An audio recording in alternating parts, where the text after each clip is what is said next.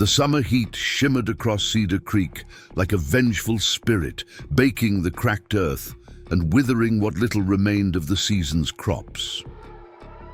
Daniel Cooper pulled his horse to a stop on the dusty ridge overlooking the small farming and town, his weathered hand adjusting the brim of his hat against the merciless sun. His eyes, hard from years of seeing things no man should, scanned the collection of buildings below with practiced caution. The place reeked of desperation and lost dreams. Before you continue this incredible journey with me, tell us where you're tuning in from, and if this story touches you, make sure you're subscribed, because tomorrow I've saved something extra, special for you.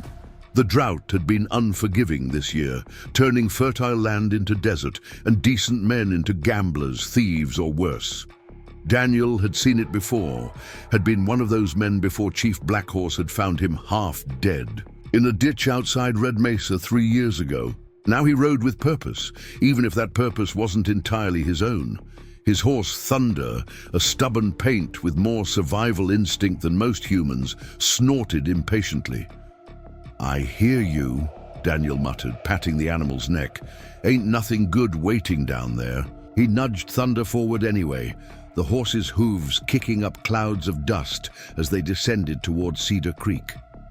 The main street was nearly empty as he rode in, a few haggard-looking farmers arguing outside the general store, a mangy dog panting in the shadow of the water trough, and the sound of a piano playing off-key from the Blackwater saloon.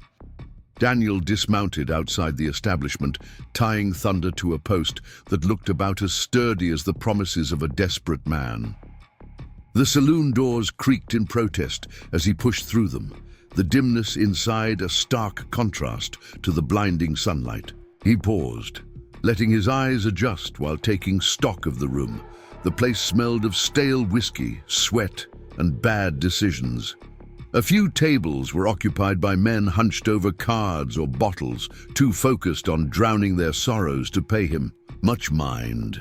A woman in a faded red dress leaned against the bar, her painted smile never reaching her tired eyes. The piano player, an old man with trembling hands, hammered out a tune that might have been cheerful once. Daniel made his way to the bar, his spurs announcing each step with a gentle jingle that caused a few heads to turn before quickly looking away again. The barkeeper, a heavy-set man with a mustache that seemed to hold more grease than his hair, looked up from the glass he was polishing with a dirty rag. "What'll it be, stranger?" he asked, his voice as rough as the wooden counter between them. "Whiskey," Daniel replied, placing a coin on the bar. "And information." The barkeeper raised an eyebrow but reached for a bottle and a glass that looked cleaner than most. "Information costs more than whiskey in these parts." Daniel placed another coin beside the first. "I'm looking for Thomas Wilson's place, Whispering Pines Farm." The man's expression shifted, something like pity crossing his features before hardening again. "Wilson? You a friend of his?" "No," Daniel answered honestly. "Just got business. With him." The barkeeper poured the drink and slid it across the bar. "Wilson's farm is about 3 miles east of town. Follow the creek until you hit a split-rail fence that's falling apart worse than its owner." He leaned in closer, lowering his voice. "But if you're looking to collect on debts, you're too late. Reeves cleaned him out 2 days ago." Daniel took a slow sip of his whiskey, the burn matching the anger that flared inside him at the mention of Marcus Reeves. "I'm not here for money." The barkeeper studied him for a moment, then nodded toward a corner of the saloon Daniel hadn't paid much attention to yet. Daniel turned casually, as if merely surveying the room. In the shadowy corner sat a large man with a face like carved stone, surrounded by 3 others who looked like they made their living hurting people. On the table before them lay cards and money, but their attention wasn't on the game. It was on a young woman seated beside the large man, her wrists bound with rope that had already left raw marks on her skin. Her dress was simple but clean, her honey-brown hair falling in a disheveled braid over one shoulder. Though her head was bowed, there was a rigidity to her spine that spoke of pride not yet broken. "That's Emma Wilson," the barkeeper whispered. "Thomas's youngest. Word is he put her up as collateral when he ran out of land to bet. Reeves claimed her yesterday." Daniel's grip tightened on his glass. Chief Blackhorse's words echoed in his mind. "Find the Wilson girl, bring her back. Some debts can only be paid with honor." The man called Reeves laughed loudly, yanking on Emma's rope like she was an animal, forcing her to look up. Even from this distance, Daniel could see the fire in her eyes, not fear, but fury, carefully contained. She didn't cry out, didn't beg. She simply stared at her captor with the kind of quiet hatred that could sustain a person through hell. Daniel recognized that look. He'd worn it himself once, before Chief Blackhorse had shown him a different path. "Don't get any ideas," the barkeeper warned, noticing Daniel's interest. "Reeves doesn't take kindly to people touching his property." Daniel drained his whiskey and set the glass down softly. "She's not property." The piano player hit a particularly sour note, and in that moment, Emma's eyes met Daniel's across the room. Something passed between them. Recognition, perhaps, though they'd never met. The recognition of one wounded soul seeing another. Then she looked away quickly, as if afraid. Her gaze might bring him harm. Daniel moved away from the bar, walking not toward Reeves's table, but to an empty one nearby. He sat with his back to the wall, ordered another drink from a passing barmaid, and settled in to watch and wait. Patience was something he'd learned from the Navajo, that and how to move through the world like a shadow when needed. Reeves's game continued, his voice growing louder with each winning hand. The man had luck tonight, which Daniel knew would make him overconfident. Overconfident men made mistakes. "What do you say, boys?" Reeves announced, pulling Emma closer. "Should we celebrate upstairs? I think it's time I explained to Miss Wilson her new duties." Emma's face paled, but her expression remained defiant. One of Reeves's men laughed, a sound like rocks in a tin can. "Might want a breaker and gentle like, boss. Them educated farmers' daughters ain't used to real men." Daniel had heard enough. He stood, adjusting his coat to ensure easy access to the revolver at his hip. He'd promised Chief Blackhorse he'd avoid bloodshed if possible. The chief believed. Violence only bred more violence. But some situations called for a different kind of negotiation. He approached Reeves's table with the calm of a man who had nothing to lose and no one to fear. The conversation died as he reached them, 4 pairs of hostile eyes turning his way. "Game looks interesting," Daniel said, his voice deceptively light. "Room for one more?" Reeves looked him up and down, taking in the worn but well-kept clothes, the steady hands, the eyes that had seen more than their share of death. "Depends on what you're bringing to the table, stranger." Daniel held Reeves's gaze. "I was thinking the Wilson debt." Emma's head snapped up, her eyes widening slightly. Reeves laughed. "Wilson's debt is settled, as you can see." He yanked Emma's rope again, harder this time.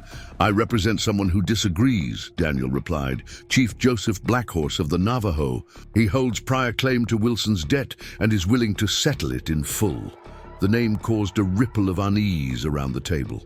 Chief Blackhorse was known throughout the territory not just as a Navajo leader, but as a successful trader and businessman who dealt fairly with both his people and the settlers. He was also known for having influential friends in the territorial government. Reeves's jovial expression hardened. "Never heard of any arrangements with Blackhorse." "That's between Wilson and the chief," Daniel said. "I'm here to pay what's owed and take Miss Wilson home." "She is home," Reeves growled, standing suddenly. His men followed suit, hands moving to weapons. "She's mine now, fair and square." Daniel didn't move, didn't reach for his gun. "There's nothing fair about trading people, Reeves. This doesn't concern you or any Indian chief," Reeves said, his hand now resting openly on his pistol. Walk away while you still can. The saloon had gone quiet, the piano player's fingers frozen above the keys. Everyone watched, breath held, waiting for the violence they could taste in the air. Daniel spoke softly, but his words carried in the silence. Chief Blackhorse prefers peaceful solutions. He sent me with enough money to cover Wilson's debt 3 times over. Take it and release the girl. And if I prefer to keep what I've won, Reeves countered. Preparing and narrating this story took us a lot of time, so if you are enjoying it, subscribe to our channel. It means a lot to us. Now back to the story. Then I stopped being polite, Daniel said simply. One of Reeves's men, the youngest with a twitchy hand and too much to prove, made his move. His gun cleared leather just as Daniel's boot connected with the table, sending it crashing into Reeves. And 2 of his men. Daniel's hand moved in a blur, his revolver appearing as if from nowhere. The crack of the shot split the air, and the young gunman's weapon clattered to the floor along with its owner, who clutched his bleeding hand in shock. Before anyone could recover, Daniel had his gun pressed to Reeves's temple. The other 2 men froze, hands halfway to their weapons. Like I said, Daniel murmured, I'd prefer to solve this peacefully. He pressed a leather pouch heavy with coins against Reeves's chest. The money for the girl, simple exchange. Reeves's face contorted with rage, but there was fear there too. You're dead. You know that. Even if you walk out of here today, you're dead. We all die eventually, Daniel replied. Question is what we do until then. He pressed the gun harder against Reeves's head. Your choice, money or a funeral. The standoff lasted 5 heartbeats. Then Reeves snatched the pouch with his free hand. Take the bitch. She ain't worth this trouble. Daniel moved like lightning, gutting Emma's bonds with a knife that appeared from his sleeve while keeping his gun trained on Reeves. Miss Wilson, please head for the door. Emma stood on shaky legs but moved with determination. Daniel backed away slowly, his eyes never leaving Reeves and his men. This isn't over, Reeves called after them. Tell Blackhorse he's made an enemy today. Daniel paused at the door. Chief Blackhorse already knows his enemies, Reeves. That's why he sent me. With that, he followed Emma into the blinding afternoon sun. Outside, Emma was already untying Thunder, her movements quick and efficient despite her trembling hands. Daniel mounted first, then pulled her up behind him. Hold tight, he instructed. She hesitated only briefly before wrapping her arms around his waist. They rode hard out of Cedar Creek, not slowing until the town was far behind them. Only then did Daniel ease Thunder to a more sustainable pace. Are you hurt? He asked over his shoulder. No, Emma replied, her voice steadier than he expected. Not physically, anyway. Good, we've got a long ride ahead. She was quiet for a moment before asking, Who are you, really? Name's Daniel Cooper. I work for Chief Blackhorse, like I said. And why would a Navajo chief care about a farmer's daughter he's never met? Daniel considered how much to tell. The chief believes in balance. Your father upset that balance by gambling away his land. There was bitterness in her voice. By gambling away his daughter, Daniel corrected. The chief considers that a special kind of wrong. They rode in silence for a while, the landscape changing from farmland to more rugged terrain. Eventually, Emma spoke again, her voice smaller now. We're not going back to my father's farm, are we? No, Daniel answered honestly. It's not safe. Reeves knows where to find you there. Then where? Red Mesa, Chief Blackhorse's trading post. You'll be safe there until we figure things out. She tensed against his back. And what does this chief expect in return for his protection? Daniel turned slightly to look at her, understanding the fear behind her question. Nothing from you. The chief's quarrel is with your father, not you. And he's not the kind of man who punishes children for their parents' mistakes. Some of the tension left her body, but Daniel knew this was just the beginning. The road to Red Mesa was long and dangerous, especially with Reeves and his men likely to follow. And even if they made it safely, Emma Wilson's troubles weren't over. They were just changing form. As they rode toward the setting sun, Daniel wondered if he'd done the right thing. Chief Blackhorse had been clear: bring the girl safely to Red Mesa by any means necessary. The chief didn't believe in violence, but he understood its occasional necessity in a world that often recognized no other language. What the chief hadn't explained was why this particular girl mattered so much.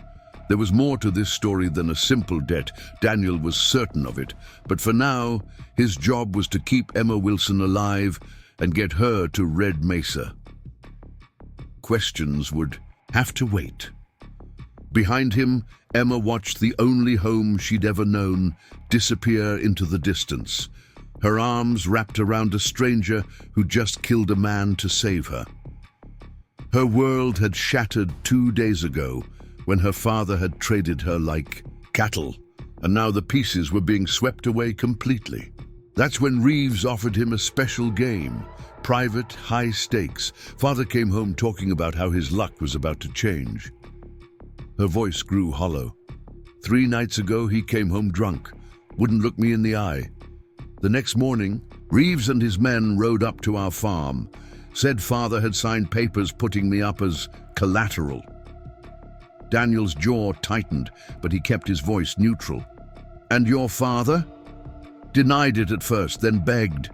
Then, her voice caught. He just walked away, back into the house, didn't even say goodbye. The fire crackled in the silence that followed. Daniel added another small branch, careful to keep the flames low. You said Chief Blackhorse holds prior claim to my father's debt, Emma said, changing the subject. What did you mean? Daniel hesitated. That's the chief's story to tell, not mine. I deserve to know why I'm being traded from one man to another, she insisted, a flash of the same defiance he'd seen in the saloon returning to her eyes. It's not like that, Daniel assured her, but you're right, you deserve answers. He settled back, considering his words carefully. Your father came to Red Mesa trading post about a month ago.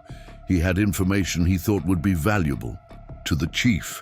Something about new railroad plans that would affect Navajo lands. He wanted an advance payment. Emma frowned. What would my father know about railroad plans? That's what the chief wondered. But your father was convincing. Said he had connections with survey teams. Daniel shrugged. The chief gave him some money in good faith. Not a loan exactly, but an advance on information that never came. And now he wants his money back, Emma concluded. It's more complicated than that, Daniel said. When the chief heard about what happened with Reeves, he trailed off, uncertain how to explain something he didn't fully understand himself. He what? Daniel sighed. He said it was a matter of honor now, not money, that some things are sacred and should never be traded. He gave me more than enough to cover what your father took, told me to bring you safely to Red Mesa. Emma studied, him trying to make sense of it all. This chief is paying a significant amount to help a woman he's never met because of a principle. Chief Blackhorse is a man of strong principles, Daniel replied simply. And you? What are your principles? Mr. Cooper? The question caught him off guard. He looked away into the darkness beyond their small circle of firelight. I'm still figuring that out, he admitted, but I know enough to recognize when something's wrong. Emma nodded slowly, seeming to accept this answer. She pulled her thin shawl tighter around her shoulders as the night grew colder. Without a word, Daniel removed his coat and offered it to her. When she hesitated, he said, I'm used to the cold. Take it. She did, wrapping it around herself like armor. Thank you, she said quietly, and Daniel understood she was thanking him for more than just the coat. Get some sleep, he advised. I'll keep watch. What about you? I'll sleep when we reach Red Mesa. He positioned himself against a boulder, where he could see both Emma and the approach to their small camp, his rifle across his lap. Emma settled onto a bed of pine needles near the fire, using Daniel's coat as both mattress and blanket. Despite her exhaustion, sleep seemed impossible with all that had happened, yet somehow, with the steady presence of this stranger nearby, and the gentle sounds of the wilderness around them, her eyes grew heavy. Just before sleep claimed her, she murmured, "Mr. Cooper." "Yes? Why does someone like you work for a Navajo chief?" There was a long pause before he answered, his voice barely audible above the crackling fire. "Because he saw something in me worth saving when no one else did, even me." Emma wanted to ask more, but exhaustion finally overwhelmed her. Her last conscious thought was that perhaps there was something worth saving in her too, something her father had never seen. Daniel watched over her through the night, alert to every sound in the wilderness around them. Occasionally, his hand would stray to the old scar that ran along his ribs beneath his shirt, a reminder of the man he used to be before Chief Blackhorse had found him bleeding out in the dirt and offered him not just healing but redemption. The stars wheeled overhead, indifferent to human suffering and salvation alike. Tomorrow would bring its own challenges. Thunder Canyon lay ahead, and beyond that, Red Mesa. Reeves would be following, Daniel had no doubt. The man's pride wouldn't allow him to let this insult pass. Daniel checked his revolver, more from habit than necessity. He hadn't told Emma everything, couldn't tell her that Chief Blackhorse had awakened 3 nights ago from a dream that had sent him immediately to Daniel's cabin with urgent instructions. The chief rarely shared the content of his dreams, but when he did, they had an unsettling way of proving important. A young woman with honey-brown hair and eyes that hold fire even in darkness, the chief had said. "She is being traded like cattle. Find her before the snake consumes her. Some souls are turning points, Daniel. This one matters more than you know." Looking at Emma's sleeping form, Daniel wondered what the chief had seen in his dream that had sent him rushing to save a farmer's daughter miles away. There was nothing remarkable about her, except perhaps the quiet dignity she maintained even in the worst circumstances. And yet, there was something. A resilience, a spark that refused to be extinguished despite everything she'd endured. Daniel recognized it because he had seen it before in his own reflection, on the day Chief Blackhorse had told him his life wasn't over, just changing course. As the embers of their small fire faded to orange pinpoints in the darkness, Daniel made a silent promise to Emma Wilson and to himself. They would reach Red Mesa safely, whatever it took. Some debts could only be paid with honor, as the chief always said. And honor, Daniel had learned, was worth more than gold in a world that often valued neither. Dawn was just breaking when Daniel gently woke Emma. They ate a quick, cold breakfast, saddled Thunder, and were on the trail as the first rays of sunlight painted the eastern horizon. Emma seemed different this morning, her face set with determination, her movements more assured. A night's rest and the growing distance from Cedar Creek had rekindled something in her that Reeves had nearly stamped out. They rode in companionable silence for a while, the landscape growing increasingly rugged as they approached Thunder Canyon. Daniel kept a watchful eye on their surroundings, alert for any sign of pursuit. So far, the trail behind them remained empty, but he knew better than to hope it would stay that way. "How much farther to Red Mesa?" Emma asked, as they paused to water Thunder at a small stream. "If we push hard, we could make it by nightfall," Daniel replied, scanning the horizon. "But we'd have to go through Thunder Canyon." "Is there another way? A longer route around the foothills? Add another day, maybe 2. Emma considered this, then said with quiet resolve, "Thunder Canyon, then. I don't want to spend any more nights than necessary under the open sky." Daniel nodded, respecting her decision while silently calculating the risks. Thunder Canyon was the most direct route, but also the most dangerous, not just from the natural hazards of narrow trails and steep drops, but because it was the perfect place for an ambush. As if reading his thoughts, Emma added, "Reeves will expect us to take the longer route, won't he? To avoid the canyon?" Daniel gave her an appraising look. "You might be right. My father always said I was too clever for my own good," she said with a sad smile. It was one of the few compliments he ever gave me. They mounted up and continued their journey, the terrain growing steadily more challenging. By midday, the entrance to Thunder Canyon loomed before them, a narrow passage between towering red rock walls that seemed to touch the sky. Daniel dismounted, helping Emma down as well. "We'll walk Thunder through the narrowest parts," he explained. "Safer. That way." They proceeded cautiously, leading the horse through the twisting canyon. The temperature dropped as they entered the shadow of the massive rock formations, a welcome relief from the relentless sun, but bringing with it an eerie silence. Their footsteps and Thunder's occasional snorts echoed off the stone walls, magnified and distorted. "It's beautiful," Emma whispered, gazing up at the striations in the rock, layers of red, orange, and tan that told the story of millions of years of Earth's history. "And dangerous," Daniel reminded her. "Stay close." They had made it perhaps halfway through the canyon when Daniel suddenly raised his hand, signaling for Emma to stop. He stood perfectly still, head tilted slightly, listening. "What is it?" Emma whispered. Daniel didn't answer immediately, his eyes scanning the canyon walls above them. Then he heard it again, the subtle sound of loose pebbles falling from above. Someone was up there. "We've got company," he murmured, leading her and Thunder toward an overhanging rock formation that offered some cover. "Stay here." Before Emma could protest, Daniel had drawn his revolver and moved away, scaling a steep slope with surprising agility for a man his size. He disappeared from view, leaving Emma alone with Thunder, who sensed the tension and pawed nervously at the ground.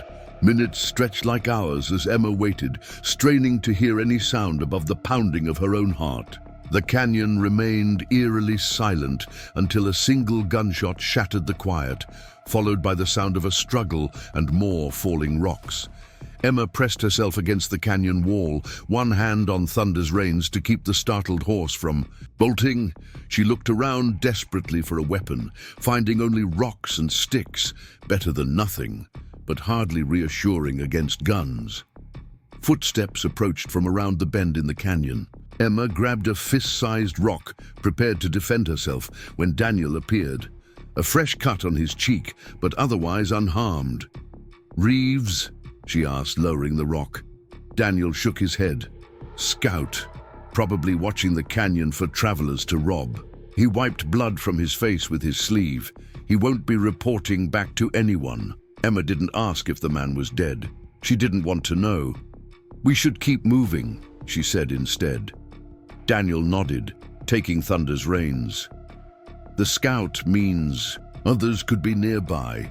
We need to clear the canyon before sundown." They proceeded more quickly now, their earlier caution tempered by the need for speed. As they navigated the winding passages, Emma found herself studying Daniel, the way he moved with constant awareness, the subtle signs of his past that showed in the scars on his hands and the wariness in his eyes. "You were a soldier," she said suddenly, the realization dawning on her.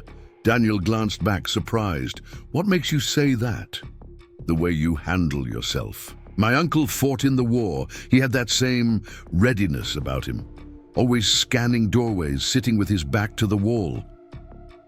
A humorless smile touched Daniel's lips. "Cavalry. Discharged 4 years ago." "Honorably." "That depends on who you ask." He helped her over a particularly rocky section of trail. "The army and I had disagreements about the treatment of native peoples." Understanding dawned in Emma's eyes. "That's how you came to work for Chief Blackhorse." "Not exactly. After the army, I spent some time doing things I'm not proud of, scouting for people who didn't always have honorable intentions. Drinking too much? Fighting too often?" His voice grew distant. "I was tracking a group of horse thieves across Navajo land when I ran into an ambush meant for someone else. Took a bullet to the side, another to the leg." They turned a corner. In the canyon, the passage widening slightly. "I crawled into a ditch to die," Daniel continued, his voice matter-of-fact. "That's where the chief found me. Brought me to his people, had them treat my wounds. When I was well enough to ask why he'd saved an enemy, he said, 'I do not see an enemy. I see a man who has lost his path.'" Emma was quiet, absorbing his words. Finally, she asked, "And did you find your path again?" Daniel met her gaze. "I'm still looking, but at least now I know what it isn't." The conversation ceased as they reached the most treacherous section of the canyon, a narrow ledge with a sheer drop to one side. Daniel went first, leading Thunder carefully while Emma followed, pressing herself against the canyon wall, trying not to look down at the dizzying drop beside her. They had almost cleared this section when a voice called out from behind them, echoing off the canyon walls. "Cooper!" Daniel froze, then slowly turned, positioning himself between Emma and the voice. From around a bend in the trail emerged two riders, men Emma recognized from Reeves's table at the saloon. "That's far enough," Daniel called back, his hand hovering near his revolver. The men stopped their horses, keeping a cautious distance. The one in front, Frank Miller, Reeves's enforcer, smiled unpleasantly. "Reeves wants his property back," Miller announced. "Give us the girl and you might ride away from this." "That's not going to happen," Daniel replied calmly. Miller's smile widened. "Figured you'd say that." He gestured to his companion. "Two of us, one of you. Bad odds, Cooper. I've faced worse." Emma noticed Daniel subtly shifting his weight, preparing for what was to come. She glanced around, assessing their position. The narrow ledge, the drop to one side, the canyon wall to the other. They were trapped. "Last chance," Miller called. "Reeves said to bring you both back if possible, but he'll settle for just the girl and your head." Daniel didn't respond, his focus absolute as he calculated distances and angles. Emma knew what was coming. Violence as inevitable as the sunset. But instead of cowering, she found herself moving carefully, picking up a stone from the path, feeling its weight in her hand. "Your choice," Miller shrugged, reaching for his gun. What happened next unfolded in a series of heartbeats that seemed to stretch into eternity. Daniel drew and fired in a single fluid motion, hitting Miller's companion square in the chest. As Miller returned fire, Emma hurled her rock with all her strength. It struck Miller's horse in the flank, causing the animal to rear in panic. Miller's shot went wild, and he struggled to control his mount on the narrow ledge. Daniel's second shot caught Miller in the shoulder, spinning him backward. For a terrible moment, the man teetered on the edge of the precipice, arms windmilling, before plummeting with a scream that echoed up from the depths of the canyon until it suddenly ceased. Silence returned, broken only by the frightened whinnying of the remaining horse and Thunder's answering snort. Daniel turned to Emma, surprise evident in his expression. "Quick thinking," he said, holstering his revolver. Emma was shaking, but not from fear. Adrenaline coursed through her veins as she stared at the spot where Miller had disappeared. She had acted on instinct, and that instinct had possibly saved Daniel's life. "We need to move," Daniel said, checking his revolver before holstering it. "There could be more of them." "How did they find us so quickly?" Emma asked as Daniel helped her onto Thunder's back. "Reeves has connections throughout the territory. Probably had men watching all the routes out of Cedar Creek." He swung up behind her, adding grimly, "And this won't be the last of them." They pressed on through the canyon, Emma acutely aware of Daniel's presence at her back, solid, steady, a stark contrast to the uncertain ground beneath them. The encounter had changed something between them. She was no longer just a package to be delivered. She had proven herself useful, perhaps even worthy of respect. The sun was beginning its descent when they finally emerged from Thunder Canyon into a vast, open valley. In the distance, red mesas rose from the earth like ancient guardians, their flat tops glowing golden in the late afternoon light. "Red Mesa," Daniel said, nodding toward the largest formation. "The trading post is at its base. We'll be there before nightfall." Emma felt a curious mix of relief and apprehension. Red Mesa represented safety from Reeves, but it also held unknown challenges. What would Chief Blackhorse expect of her? Would she merely be trading one form of captivity for another? "Daniel," she began hesitantly, using his first name for the first time, "what happens when we reach the trading post?" He was quiet for a moment before answering. "The chief will honor his word. You'll be safe there." "For how long?" "As long as you need." "And then what?" There was an edge to her voice now. "Where am I supposed to go? I can't return to Cedar Creek. I have nothing. No money, no property, no family except a sister I haven't seen in a year." Daniel's arm tightened slightly around her waist as he guided Thunder around a deep wash in the trail. "One step at a time, Emma. First, we get you to safety. Then we figure out the rest." She wanted to argue, to demand more concrete answers, but exhaustion was catching up with her. The adrenaline from their encounter in the canyon was fading, leaving her drained and sore. Instead, she leaned back slightly against Daniel's chest, taking what comfort she could from his steady presence. The trading post appeared as the sun touched the horizon, a collection of sturdy log buildings with stone foundations surrounded by corrals and gardens. Smoke rose from several chimneys, carrying the scent of cooking meals. At the center stood a larger structure with a wide porch and windows that glowed with warm lamplight. As they approached, figures emerged from the buildings, mostly Navajo, with a few white traders mixed in. They watched curiously but without hostility as Daniel guided Thunder toward the main building.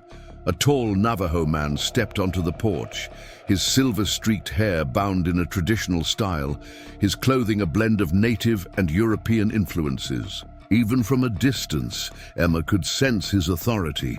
He stood straight-backed and dignified, observing their approach with keen eyes that seemed to take in everything at once. "Chief Blackhorse," Daniel said with respect as he dismounted and helped Emma down. The chief nodded once, his gaze moving from Daniel to Emma. "You found her?" It wasn't a question. "Yes, there was trouble. Reeves and his men." A flicker of concern crossed the chief's face. "You are injured?" "Nothing serious," Daniel assured him, touching the cut on his cheek. "We were fortunate." "Not fortune," the chief replied. "Preparation and skill." His attention shifted fully to Emma now, his dark eyes studying her with an intensity that should have made her uncomfortable, but somehow didn't. There was kindness in that gaze and wisdom. "Miss Wilson," he said, his voice deep and measured, "welcome to Red Mesa. I am Joseph Blackhorse." Emma straightened her spine, determined to meet this man as an equal, despite her disheveled appearance and exhaustion. "Mr. Blackhorse," she acknowledged, "I'm told I have you to thank for my rescue." A small smile touched the chief's lips. "Daniel did the rescuing. I merely pointed him in the right direction." He gestured toward the door. "Please come inside. You must be tired and hungry." Emma hesitated, glancing at Daniel, who nodded encouragingly. She followed the chief into the building, which proved to be both trading post and home. The main room was spacious, with a large hearth at one end and shelves of trade goods lining the walls. Navajo rugs in vibrant patterns covered portions of the wooden floor, and oil lamps cast a warm glow over everything. An elderly Navajo woman emerged from a back room, her face deeply lined, but her movements spry. Chief Blackhorse spoke to her briefly in Navajo, and she nodded, looking at Emma with curious eyes. "This is my grandmother, Grace," the chief explained. "She will show you where you can wash and rest. We will have food ready soon." Grace approached Emma with a kindly expression and gently took her arm, leading her toward a hallway at the back of the building. Emma glanced back at Daniel, who had remained near the door, speaking quietly with the chief. Grace led her to a small but comfortable room with a bed, washstand, and window overlooking a garden. She mimed washing and resting, then left Emma, alone, closing the door softly behind her. For the first time since her ordeal began, Emma found herself truly alone and safe. The realization hit her with unexpected force, and her legs gave way as she sank onto the edge of the bed. She had been running on fear and determination for so long that now, in this moment of relative security, all the emotions she had suppressed came flooding back. She buried her face in her hands, her shoulders shaking with silent sobs. She cried for her lost home, for her father's betrayal, for the innocence that had been stripped from her. She cried until there were no more tears, until her throat ached and her eyes burned. Then, slowly, she pulled herself together. She was alive, she was free, and for now, at least, she was safe. It was more than she had dared hope for yesterday. She moved to the washstand, where a pitcher of water and a basin had been set out alongside a small cake of soap and a clean cloth. The water was cool and refreshing against her skin as she washed away the dust and fear of the past days.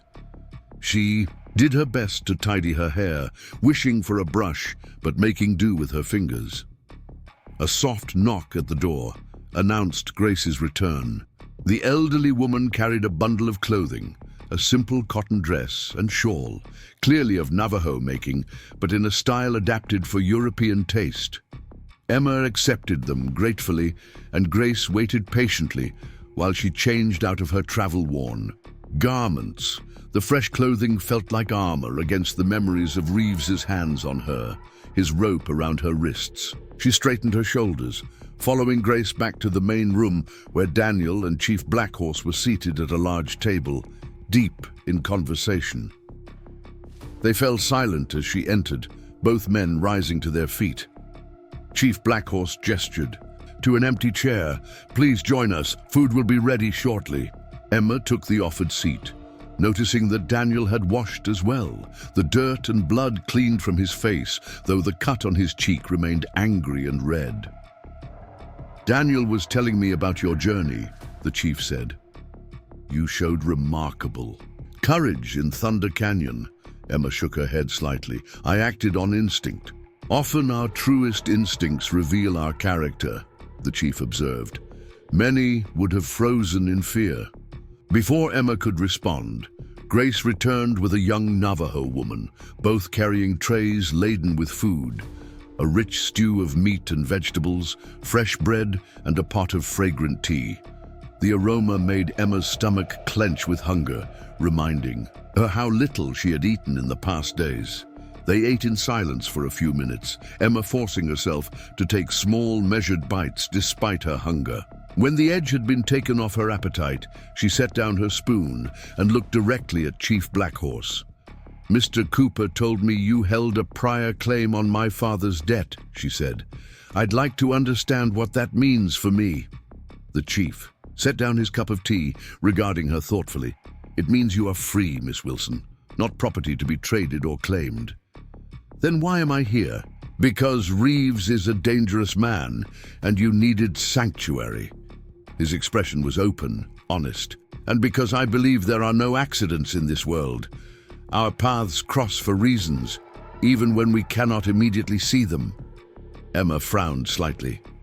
"Daniel mentioned something about a dream." The chief glanced at Daniel, who looked somewhat chagrined, before returning his attention to Emma.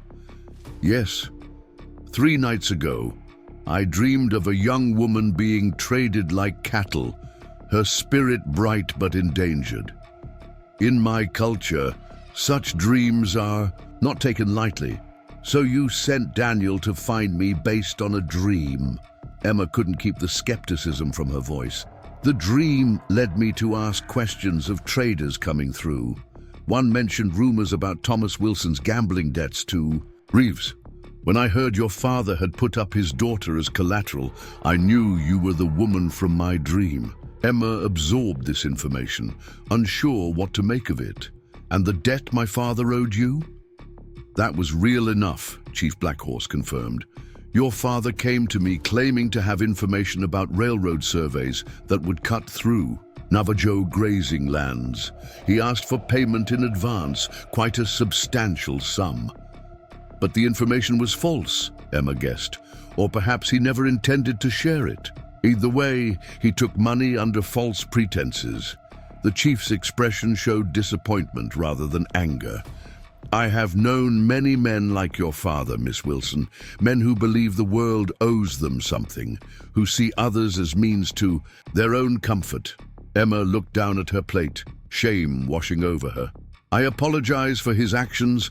I wish I could repay what he took. You owe me nothing, Chief Blackhorse said firmly. A child is not responsible for a parent's sins. Then what happens now? Emma asked, looking between the chief and Daniel. I have nowhere to go, no money, no prospects. You have time, the chief replied. Stay here. Recover your strength. When you are ready, we will help you find your path forward. It seemed too simple, too generous. Emma had lived in a world where nothing came without a price, where even a father's love was conditional. Why would you do this for a stranger? Chief Blackhorse smiled, the expression transforming his serious face. Because many years ago, someone did the same for me when I was lost. The greatest wealth is in what we give, not what we keep. Emma wanted to believe him, wanted to accept the kindness being offered without suspicion, but years of disappointment had taught her caution. Daniel seemed to sense her struggle. The chief means what he says, Emma. This isn't charity, it's hospitality, a sacred duty in Navajo culture. Grace appeared at Emma's side, refilling her teacup with a motherly smile that transcended language barriers. The simple gesture of care brought a lump to Emma's throat. Thank you, she said, looking at Chief Blackhorse. I accept your hospitality for now. The chief nodded, satisfied. Good. Now you should rest. Tomorrow will bring its own challenges. Emma slept deeply that night, wrapped in clean blankets on a real bed, the exhaustion of her ordeal finally catching up with her. When she woke, sunlight was streaming through the small window of her room, and for a moment she was disoriented, expecting to see the familiar walls of her bedroom at Whispering Pines. Reality returned quickly, bringing with it a curious mixture of loss and relief. She rose, washed, and dressed in the clothes Grace had provided, then made her way to the main room of the trading post. Daniel was already there, sitting at the large table with maps spread before him. He looked up as she entered, nodding a greeting. Chief Blackhorse, she asked, looking around the empty room. Meeting with some of the elders, Daniel replied. He'll be back by midday. He gestured to a pot warming by the fire. Coffee's hot if you want some. Emma poured herself a cup and joined him at the table, curious about the maps. What are you studying? Routes, he said, tracing a line with his finger. Reeves won't give up easily. I'm looking at the most likely approaches he might take. You think he'll come here? The warmth and safety of Red Mesa had made Reeves seem like a distant nightmare. Daniel's expression was grim. Eventually, his type can't stand to lose, especially to a Navajo and a woman. Emma sipped her coffee, studying the maps. The trading post seems secure enough. It is, but we can't stay behind walls forever. He looked up at her. The chief mentioned you have a sister in Cedar Creek? Emma nodded, surprised. Sarah, she married a store clerk there last year. I haven't heard from her in months. Silver, Creek might be your best option once things calm down. Reeves has less influence there. It's outside his usual territory. The thought of seeing Sarah again brought a mix of hope and apprehension. They had never been close, and their last parting had been strained. Sarah had begged Emma to come with her, to leave their father's deteriorating farm, but Emma had refused, believing her duty lay in staying. "Perhaps," she said non-committally, "though I have no way to support myself there." Daniel seemed about to respond when the door opened and a young Navajo man entered, speaking rapidly in his native tongue. Daniel stood immediately, his hand instinctively moving to his revolver. "What is it?" Emma asked, sensing trouble. "Riders approaching from the east," Daniel translated, 6 of them moving fast. Fear spiked through Emma. "Reeves? Maybe. Stay here." Daniel strode to the door, the young messenger following. Emma sat frozen for a moment, then set down her cup with deliberate care and followed them outside. The trading post was a flurry of activity, women gathering children, men preparing weapons. Daniel stood with several Navajo men, watching the horizon where a cloud of dust marked the approaching riders. She moved to his side, ignoring his frown of disapproval. "I won't hide while others defend me." Before he could argue, Chief Blackhorse appeared, mounted on a magnificent black horse. He had been riding from a nearby settlement when the alarm was raised and now surveyed the situation with calm authority. "How many?" he asked Daniel. 6, according to the lookout. The chief nodded, then addressed his people in Navajo. Several mounted up and rode to take positions around the trading post's perimeter. "What did you tell them?" Emma asked. "To be ready but not to fire first," Daniel translated, checking his revolver. "The chief believes in diplomacy before bullets." They watched as the riders drew closer, becoming distinct figures against the landscape. Emma's heart raced, expecting to see Reeves's broad-shouldered form at any moment. But as the group came within clear view, Daniel relaxed slightly. "Not Reeves," he said. "Army patrol." 6 soldiers in blue uniforms rode into the trading post, their sergeant at the lead. They were trail-worn and dusty, clearly having ridden hard. The sergeant dismounted, approaching Chief Blackhorse with a respectful nod. "Chief Blackhorse," he greeted. "Lieutenant Sergeant Williams, Fort Defiance." "Sergeant," the chief acknowledged, "what brings you to Red Mesa?" "Warning, sir.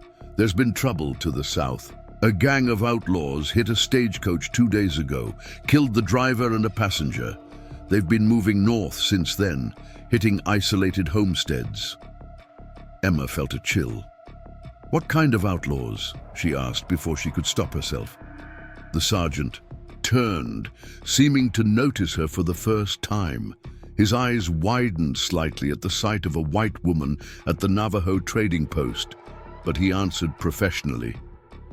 5 men, ma'am, led by a fellow named Marcus Reeves, known for gambling operations in Cedar Creek, but he's graduated to more serious crimes."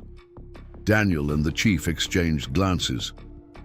"Any idea what they're after?" Daniel asked. "Money, horses." The sergeant shrugged. "And a woman, apparently, young, light brown hair. They claimed she was stolen property, but that's horse shit. Begging your pardon, ma'am. No person can be property in the Arizona territory. Not anymore." Emma felt the blood drain from her face.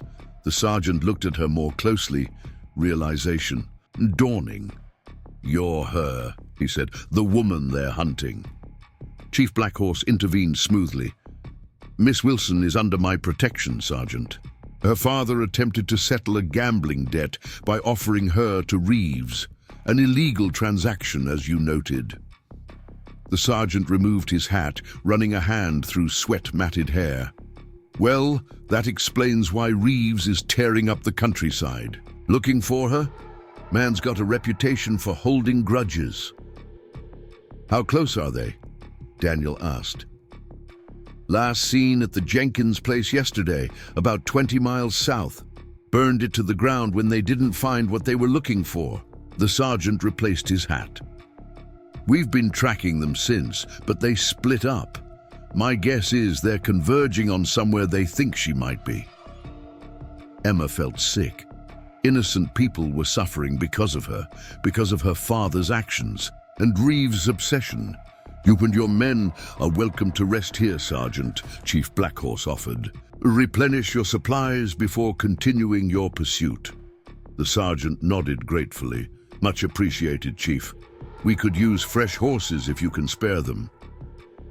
As the soldiers dismounted and led their tired horses to the water troughs, Daniel guided Emma back toward the main building, away from curious ears. This changes things, he said quietly.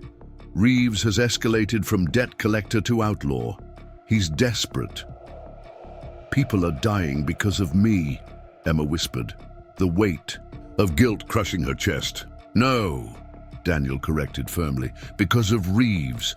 Remember that. Chief Blackhorse joined them, his expression grave. Sergeant Williams is an honorable man, but his patrol is too small to stop Reeves and his gang.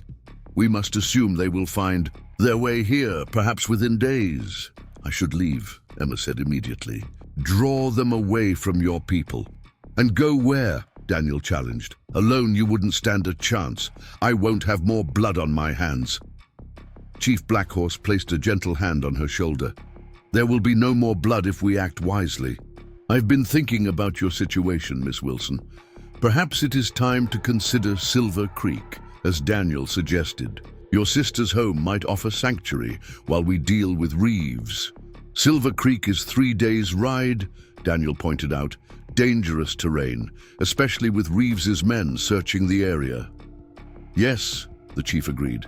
Which is why you will. Take her, Daniel, and why you will not travel alone.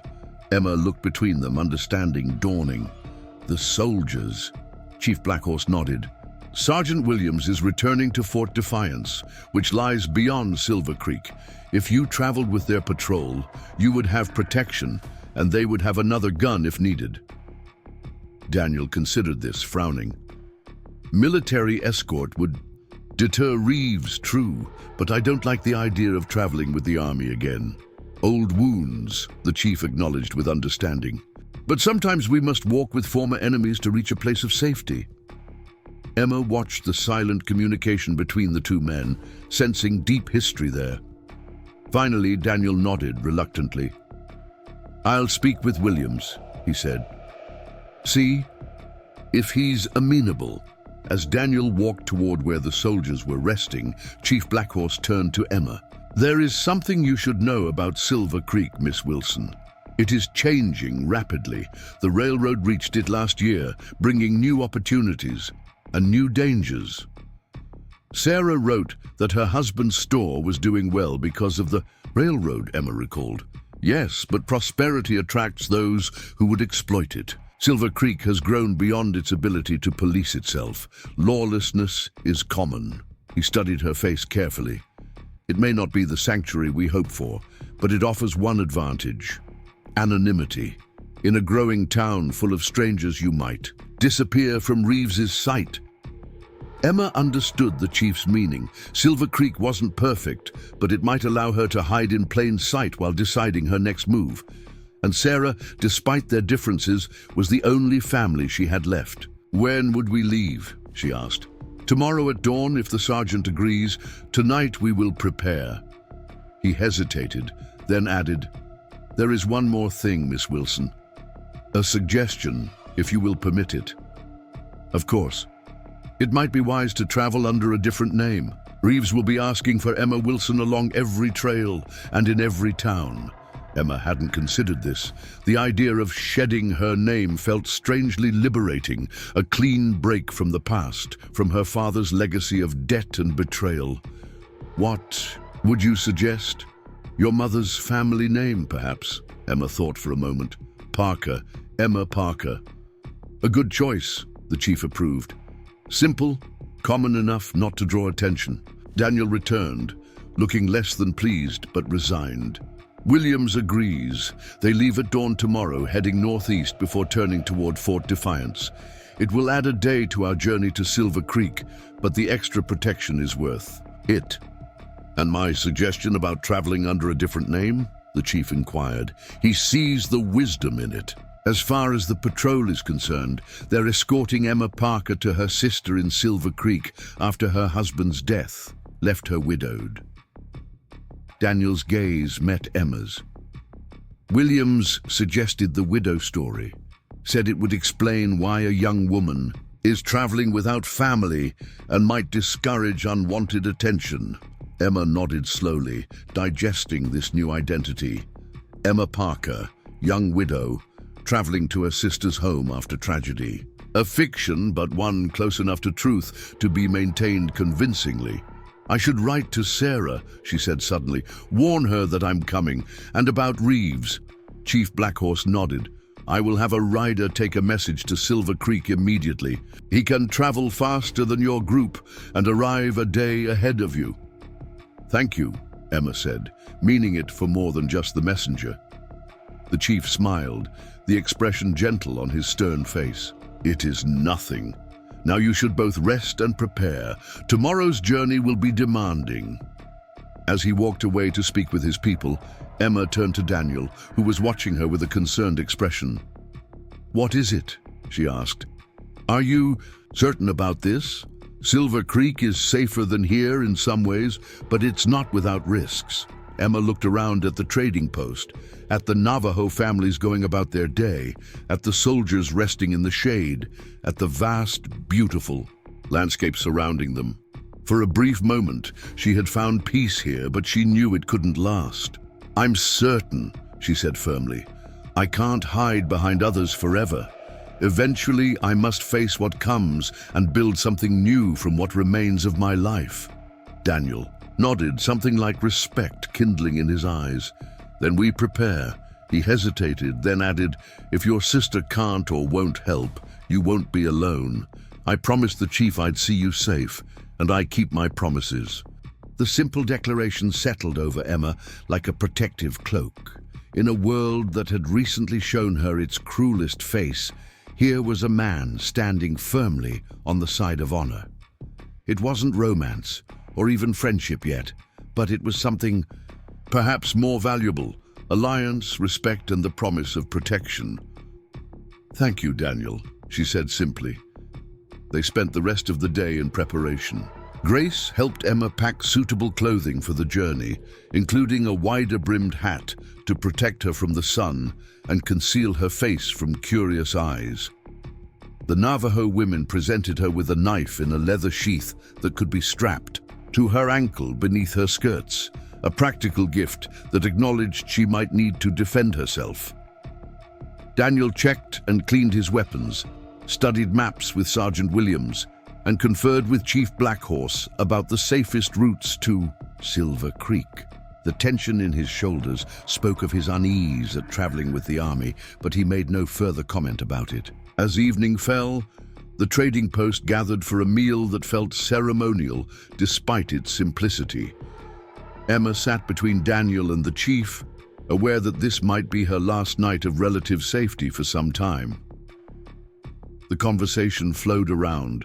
Her, Navajo and English intermingling, stories and laughter creating a warm atmosphere that she wished she could bottle and carry with her. After the meal, as people began to disperse to their homes or sleeping quarters, Chief Blackhorse approached Emma with a small leather pouch. A parting gift, he said, placing it in her hands. Open it when you are alone and in need of remembering your strength. Emma accepted it with gratitude, though she itched with curiosity about its contents. I'll never be able to repay your kindness. You already have, the chief replied cryptically, by reminding an old man that his dreams still hold truth. Later, alone in her room, Emma opened the pouch. Inside was a small, polished stone of turquoise set in a simple silver pendant on a leather cord. With it was a scrap of paper with words written in a careful hand. Some spirits shine brightest after fire has tested them. She slipped the necklace over her head, tucking the pendant beneath her clothing where it rested cool against her skin. Then she lay back on her bed, wondering what tomorrow would bring as Emma Parker set out on a journey that Emma Wilson had never imagined taking. Outside her window, Daniel Cooper stood in the shadow of a juniper tree, smoking a rare cigarette and watching the stars wheel overhead. His thoughts were on the journey ahead, the dangers that lurked along the trail to Silver Creek, the uneasy alliance with the Army Patrol, and the woman who had somehow become his responsibility. Chief Blackhorse approached silently, joining him in contemplation of the night sky. "You're troubled," the chief observed. Daniel exhaled a stream of smoke. "Reeves isn't the only danger out there. No, the world is full of dangers, but also beauty, courage, kindness." The chief glanced toward the building where Emma slept. "She has more strength than she knows." "She shouldn't need it," Daniel said, a hint of anger in his voice. "She should be safe in her home, not running for her life because her father sold her like a horse." "Many things in this world should be different," the chief agreed. "Yet we must deal with what is, not what should be." Daniel nodded, grinding out his cigarette under his boot. "I'll get her to Silver Creek. After that," he trailed off, uncertain. "After that, you will do what is right," Chief Blackhorse said, "with confidence, as you always do, despite your protests to the contrary." The chief left him then, returning to the main building, where the lamps were being extinguished one by one. Daniel remained outside, a solitary figure beneath the vast canopy of stars, until the cold night air finally drove him to seek his own rest. Tomorrow would bring its own challenges, its own decisions. For tonight, it was enough to know that Emma Wilson, now Emma Parker, slept safely under his watch, the first peaceful night she had known in too long. And if Daniel dreamed that night of honey-brown hair and eyes that held both fire and kindness, he would never admit it to anyone, least of all himself. The dawn arrived with a palette of crimson and gold streaking across the horizon, as if the sky itself was ablaze. Emma stood on the porch of the trading post, her small bundle of belongings clutched in one hand, watching as Sergeant Williams and his men prepared their horses for departure. The turquoise pendant Chief Blackhorse had given her rested against her skin beneath her high-collared dress, a small comfort against the uncertainties that lay ahead. Daniel emerged from the stables leading Thunder, now rested and seemingly eager for the journey. He had traded his worn trail clothes for a clean shirt and darker trousers, his revolver hanging visibly at his hip. His expression was unreadable as he approached, but Emma had begun to recognize the subtle signs of tension in the set of his jaw and the way his eyes constantly scanned their surroundings. "You ready?" he asked, offering her a canteen of fresh water for the journey. Emma accepted it with a nod, "As ready as I'll ever be." Chief Blackhorse joined them, carrying a rolled map which he handed to Daniel. "The alternate routes we discussed," he explained, "should you need them." Daniel tucked the map into his saddlebag with a grim nod. "Let's hope we don't." The chief turned to Emma, his expression solemn yet kind. "Remember, Miss Wilson, or rather Mrs. Parker, Silver Creek is but one possibility. If your sister cannot or will not help, there are other paths." "What other paths could there possibly be for a woman alone?" Emma asked, unable to keep the bitter edge from her voice. "You are not alone," the chief replied simply. "Not while Daniel rides with you, and not while you carry the strength I see within you." Before Emma could respond, Sergeant Williams approached, his manner brisk and professional. "We're ready to move out, ma'am. Mr. Cooper." "Thank you, Sergeant," Emma said, straightening her shoulders and adopting the demeanor of the widow she now pretended to be. "I appreciate your escort." Williams touched the brim of his hat respectfully. "Just doing our duty, ma'am." Daniel helped Emma mount Thunder, then swung up behind her. The arrangement was as much for practicality as for maintaining their cover. Story: a widow traveling with a hired guide would not raise eyebrows, and sharing a horse allowed Daniel to keep her close should trouble arise. As the small party prepared to depart, Grace emerged from the trading post bearing a package wrapped in cloth, which she pressed into Emma's hands with a few soft words in Navajo. "She says it's food for the journey," Daniel translated, "and that you should remember to eat, even when fear steals your appetite." Emma felt a lump form in her throat at the unexpected kindness. "Thank her for me," she managed. Daniel exchanged a few words with Grace, who smiled and patted Emma's knee before stepping back. Chief Blackhorse raised his hand in farewell as Sergeant Williams gave the order to move out, and their small caravan began the journey towards Silver Creek. They traveled northeast initially, as Williams had explained, to throw off any pursuers who might expect them to head directly east towards Silver Creek.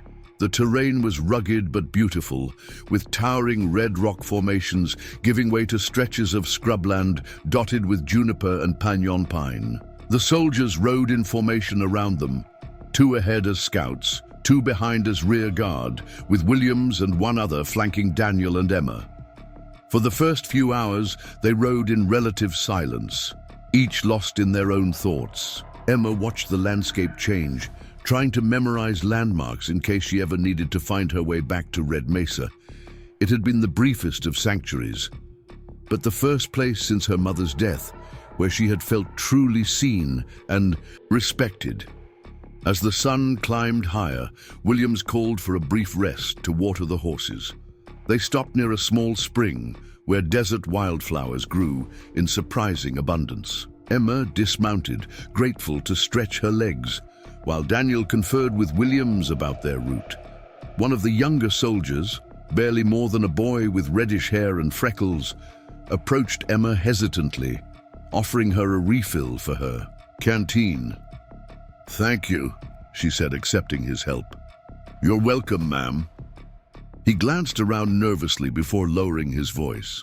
"Is it true what they say, that Marcus Reeves is hunting you?" Emma tensed, her fingers tightening around the canteen. "Who told you that?" The young soldier blushed. "I overheard the sergeant talking with Mr. Cooper. Sorry, ma'am, I shouldn't have mentioned it." "No, you shouldn't have." Daniel's voice came from behind them, causing the soldier to snap to attention. "Back to your post, Private." "Yes, sir." The young man hurried away, embarrassment coloring his face. Daniel turned to Emma, his expression apologetic. "Williams told his men you're a widow being escorted to family. Nothing more." "But they know the truth," Emma said, keeping her voice low. "Or suspect it. They know Reeves is an outlaw they're hunting, and that we're heading in the same direction they are. That's all." Daniel handed her a piece of jerky from their provisions. "Eat something. We've got a long ride ahead." Emma accepted the food, though her appetite had vanished at the mention of Reeves. "How long until we reach Silver Creek?" 4 days if we keep this pace. Longer if we encounter trouble." She nodded, forcing herself to take a bite of the tough, salty meat. "And if Reeves finds us before then?" Daniel's hand rested briefly on his revolver. "Then we deal with it." The rest of the day passed without incident, the rhythmic motion of Thunder's gait beneath her becoming almost hypnotic. By late afternoon, they had crossed into a region of low hills, covered with tall grass that swayed like waves in the breeze. Williams called a halt near a stand of cottonwood trees beside a shallow creek, a defensible position with water and shade for their camp. As the soldiers efficiently set up a perimeter, Daniel helped Emma down from Thunder. She winced as her feet touched the ground, her muscles protesting after the long hours in the saddle. "You'll get used to it," Daniel said, noticing her discomfort. "First day's always the hardest." "I've ridden before," Emma replied, a touch defensively, "just not for such distances." A ghost of a smile touched Daniel's lips. "I didn't say you couldn't handle it." Emma felt her cheeks warm slightly at his, misinterpreted her defensiveness as weakness. "I didn't mean to snap, it's just..." She gestured vaguely at their surroundings, at the soldiers setting up camp, at her own situation. All of this. Daniel nodded, understanding in his eyes. No, one day at a time, remember? They settled into the camp routine, with the soldiers rotating watch duties while others tended to the horses or prepared a simple meal. Emma found herself studying Daniel as he moved about the camp, the easy way he interacted with the horses, the respectful but distant manner he maintained with the soldiers, the constant vigilance that never quite left his posture even when he appeared relaxed. As dusk approached, Williams joined them by the small campfire where Emma sat warming her hands. The temperature had dropped significantly with the setting sun, a reminder of the desert's extreme fluctuations. "We should reach Fort Bridger by midday tomorrow," the sergeant informed them. "We'll resupply there and continue on." Emma looked up sharply. "Fort Bridger? I thought we were avoiding settlements." Williams exchanged a glance with Daniel before explaining. "It's a small outpost, ma'am, not a full fort anymore. Just a relay station for army communications and a place for patrols to resupply. Safer than most towns. Every man there is army.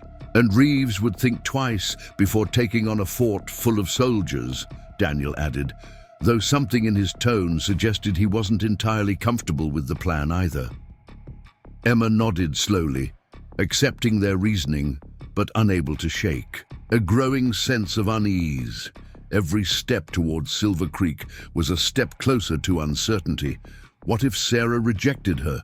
What if Reeves had connections there too? What if this temporary identity as Emma Parker became a permanent fiction? Her true, self-erased by necessity and fear? The campfire crackled, sending sparks spiraling into the darkening sky. Around them, the soldiers went about their duties with practiced efficiency, their presence both reassuring and strange. Emma had grown up with stories of army cruelty toward native peoples, yet here they were, protecting her on a journey arranged by a Navajo chief. The world, it seemed, was more complex than the simple truths she had been raised with. "You should try to sleep," Daniel suggested quietly. "I'll take first watch with Williams." Emma nodded, retreating to the small tent the soldiers had erected for her, an unexpected courtesy that separated her from the men who would sleep under the open sky. Inside, she wrapped herself in the blanket Grace had insisted she take, its softness and faint scent of cedar bringing unexpected comfort. Sleep came fitfully, punctuated by dreams of her father's face as Reeves dragged her away, of Thunder Canyon's walls closing in around her, of Sarah turning her away at the door of a house Emma couldn't quite see clearly. She woke before dawn, her heart racing to find the camp already stirring as the soldiers prepared for departure. Daniel appeared at her tent with a cup of strong coffee, which she accepted gratefully. "Bad dreams?" he asked, noting the dark circles under her eyes. "Is it that obvious? Only to someone who knows what they look like." He sat beside her on a fallen log as she sipped the bitter brew. "Want to talk about it?" Emma shook her head. "Just the usual fears giving shape to sleep." Daniel seemed about to say more when a commotion at the edge of camp drew their attention. One of the scouts was returning at a gallop, dust rising behind his horse as he pushed the animal hard. Williams strode to meet him, the two men conferring urgently before the sergeant turned and beckoned to Daniel. Emma followed, ignoring Daniel's warning glance. Whatever news had arrived, it concerned her fate as much as anyone's.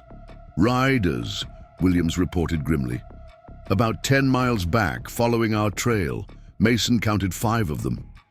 "Reeves," Emma whispered, her coffee forgotten in her suddenly cold hands. "Likely," Williams agreed. "They're pushing hard, but their horses looked spent. Mason says they've been riding through the night." Daniel's expression hardened. "How did they find our trail? We've been careful." Williams shook his head. "Luck? Maybe, or they have a tracker better than we thought. We need to move, Daniel decided, already turning toward where Thunder was tethered. Now, the camp dissolved into organized chaos as the soldiers broke down their minimal setup with practiced speed. Within minutes, they were mounted and moving out, pushing their horses to a pace that ate up the miles but couldn't be sustained indefinitely. Emma clung to Daniel as Thunder galloped across the open landscape, the rolling hills offering little cover but allowing for speed. The wind whipped at her hair, loosening strands from her carefully pinned bun, but such concerns seemed trivial. Now with Reeves closing in behind them. "How did he find us?" she asked Daniel, raising her voice to be heard over the thundering hooves. "Doesn't matter," he called back.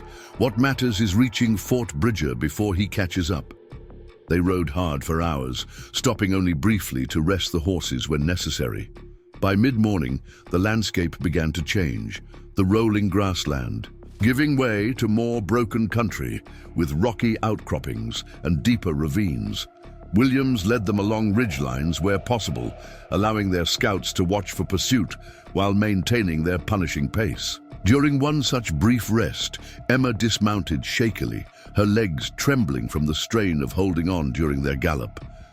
Daniel steadied her with a hand on her elbow, his face grim as he scanned the horizon behind them. "Can you see them?" she asked, following his gaze. "Not yet, but they're there."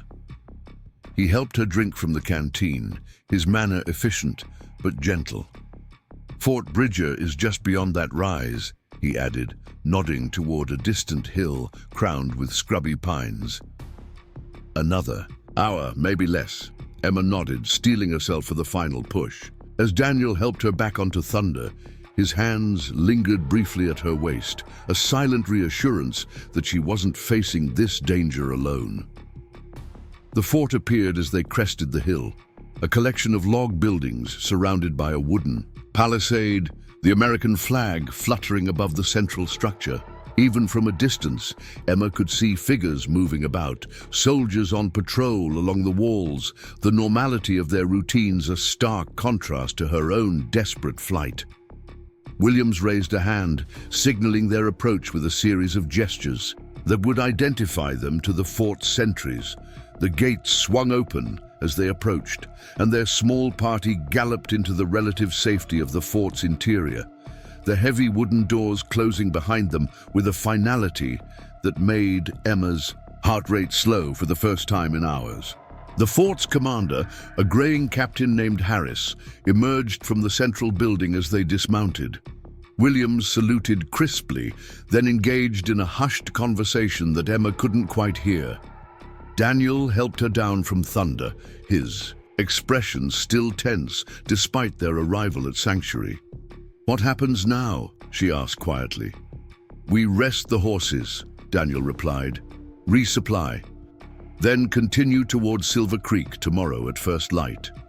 "And Reeves?" Daniel's jaw tightened.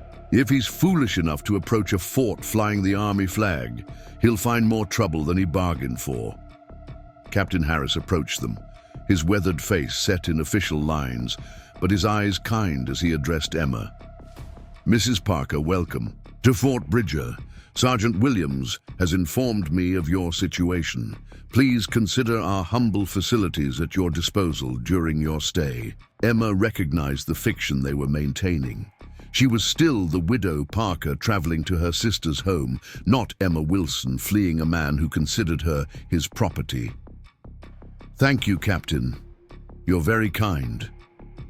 We've prepared quarters for you in the officers' building," Harris continued. "It's not luxurious, but it's private and secure."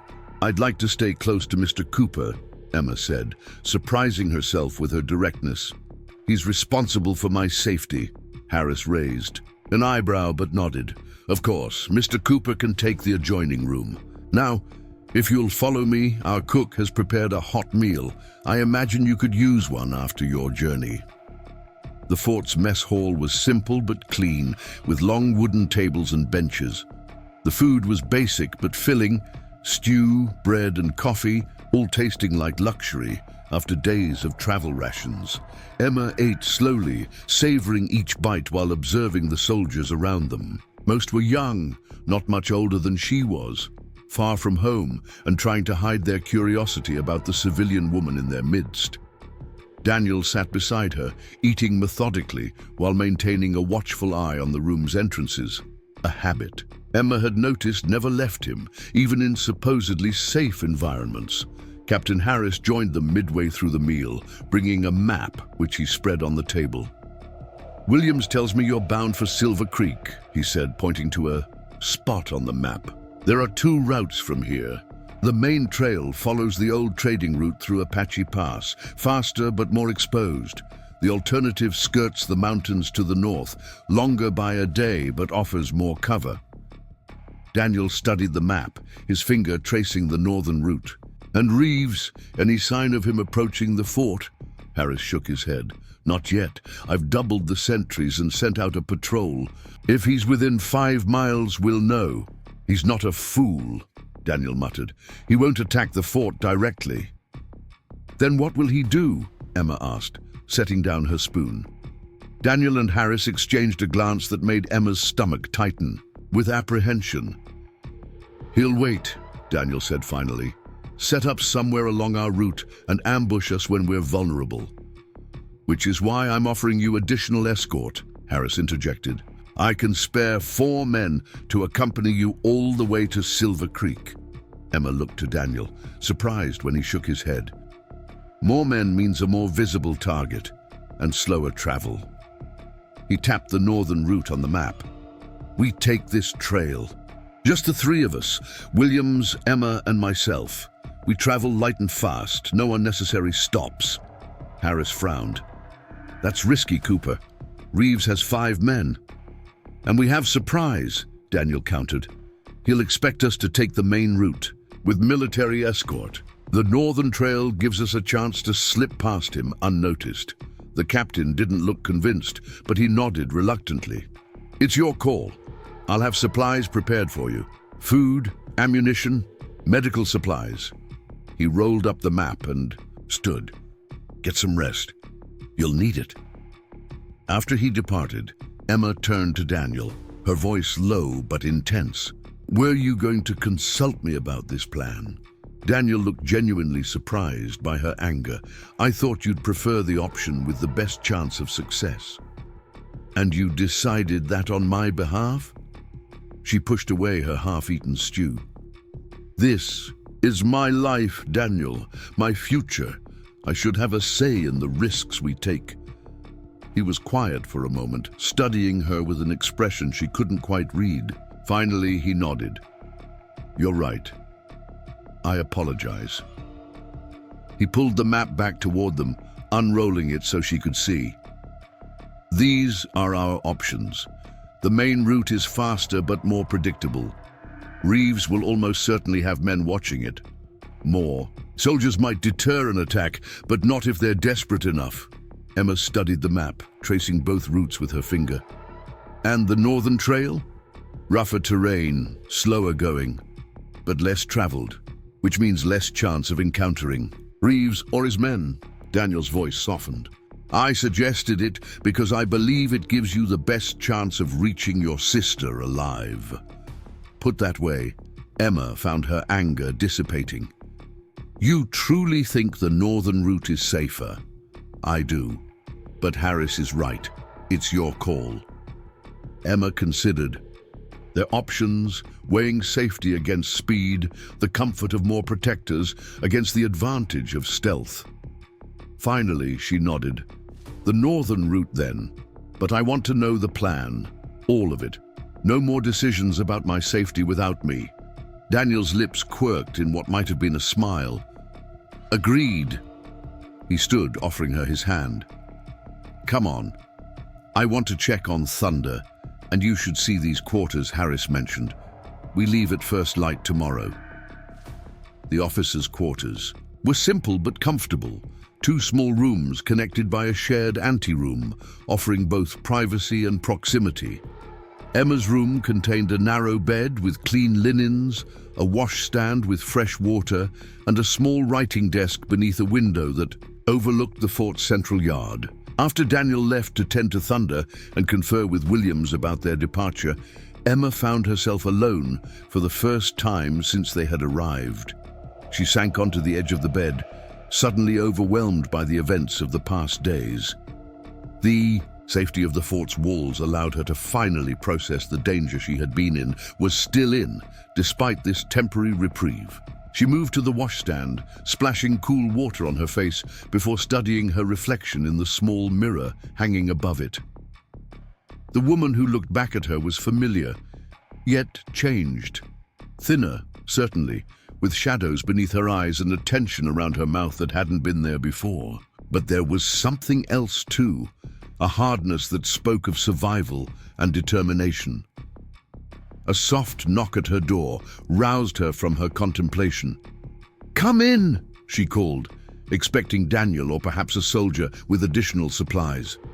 Instead, a young woman entered, perhaps 19 or 20, with dark hair pinned neatly beneath a white cap that marked her as one of the fort's few female residents, likely a laundress or cook's assistant. "Begging your pardon, ma'am," the girl said with a slight curtsy. "Captain Harris sent me to see if you needed anything. A bath, perhaps, or help with your things." Emma realized suddenly how she must look and smell after days on the trail. "A bath would be wonderful," she admitted, "and perhaps somewhere to wash my clothes." The young woman nodded eagerly. "Of course, ma'am. I'm Mary, by the way, Mary Donnelly. I help with the cooking and laundry here." "Emma She caught herself, the lie still unfamiliar on her tongue. "Emma Parker. Thank you for your help, Mary." The bath, when it arrived, was a simple affair. A copper tub filled with heated water set up behind a screen in her room for privacy. But to Emma, it was luxury beyond compare. She sank into the warm water with a sigh that seemed to release days of tension from her body, scrubbing away the dust of the trail with the simple soap Mary had provided. As she bathed, Emma found her thoughts turning to Sarah. It had been over a year since they had seen each other, their parting strained by Emma's refusal to leave their father's failing farm. Would Sarah welcome her now? Or would she view Emma's arrival as an unwanted burden? And what would she think of Daniel, this quiet, dangerous man who had appointed himself Emma's protector? Clean and dressed in the fresh clothing Grace had packed for her, Emma felt more like herself than she had in days. Mary had taken her travel-worn garments to be washed, promising their return by morning. With nothing else to occupy her time, Emma found herself drawn to the small writing desk by the window.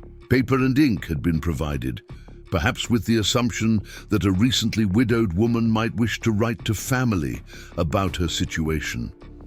Emma sat, pen poised over the blank page, uncertain what to write or to whom.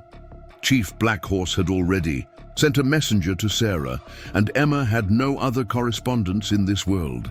Instead of a letter, she began to write a journal of sorts, a record of the events that had brought her to this place, this moment.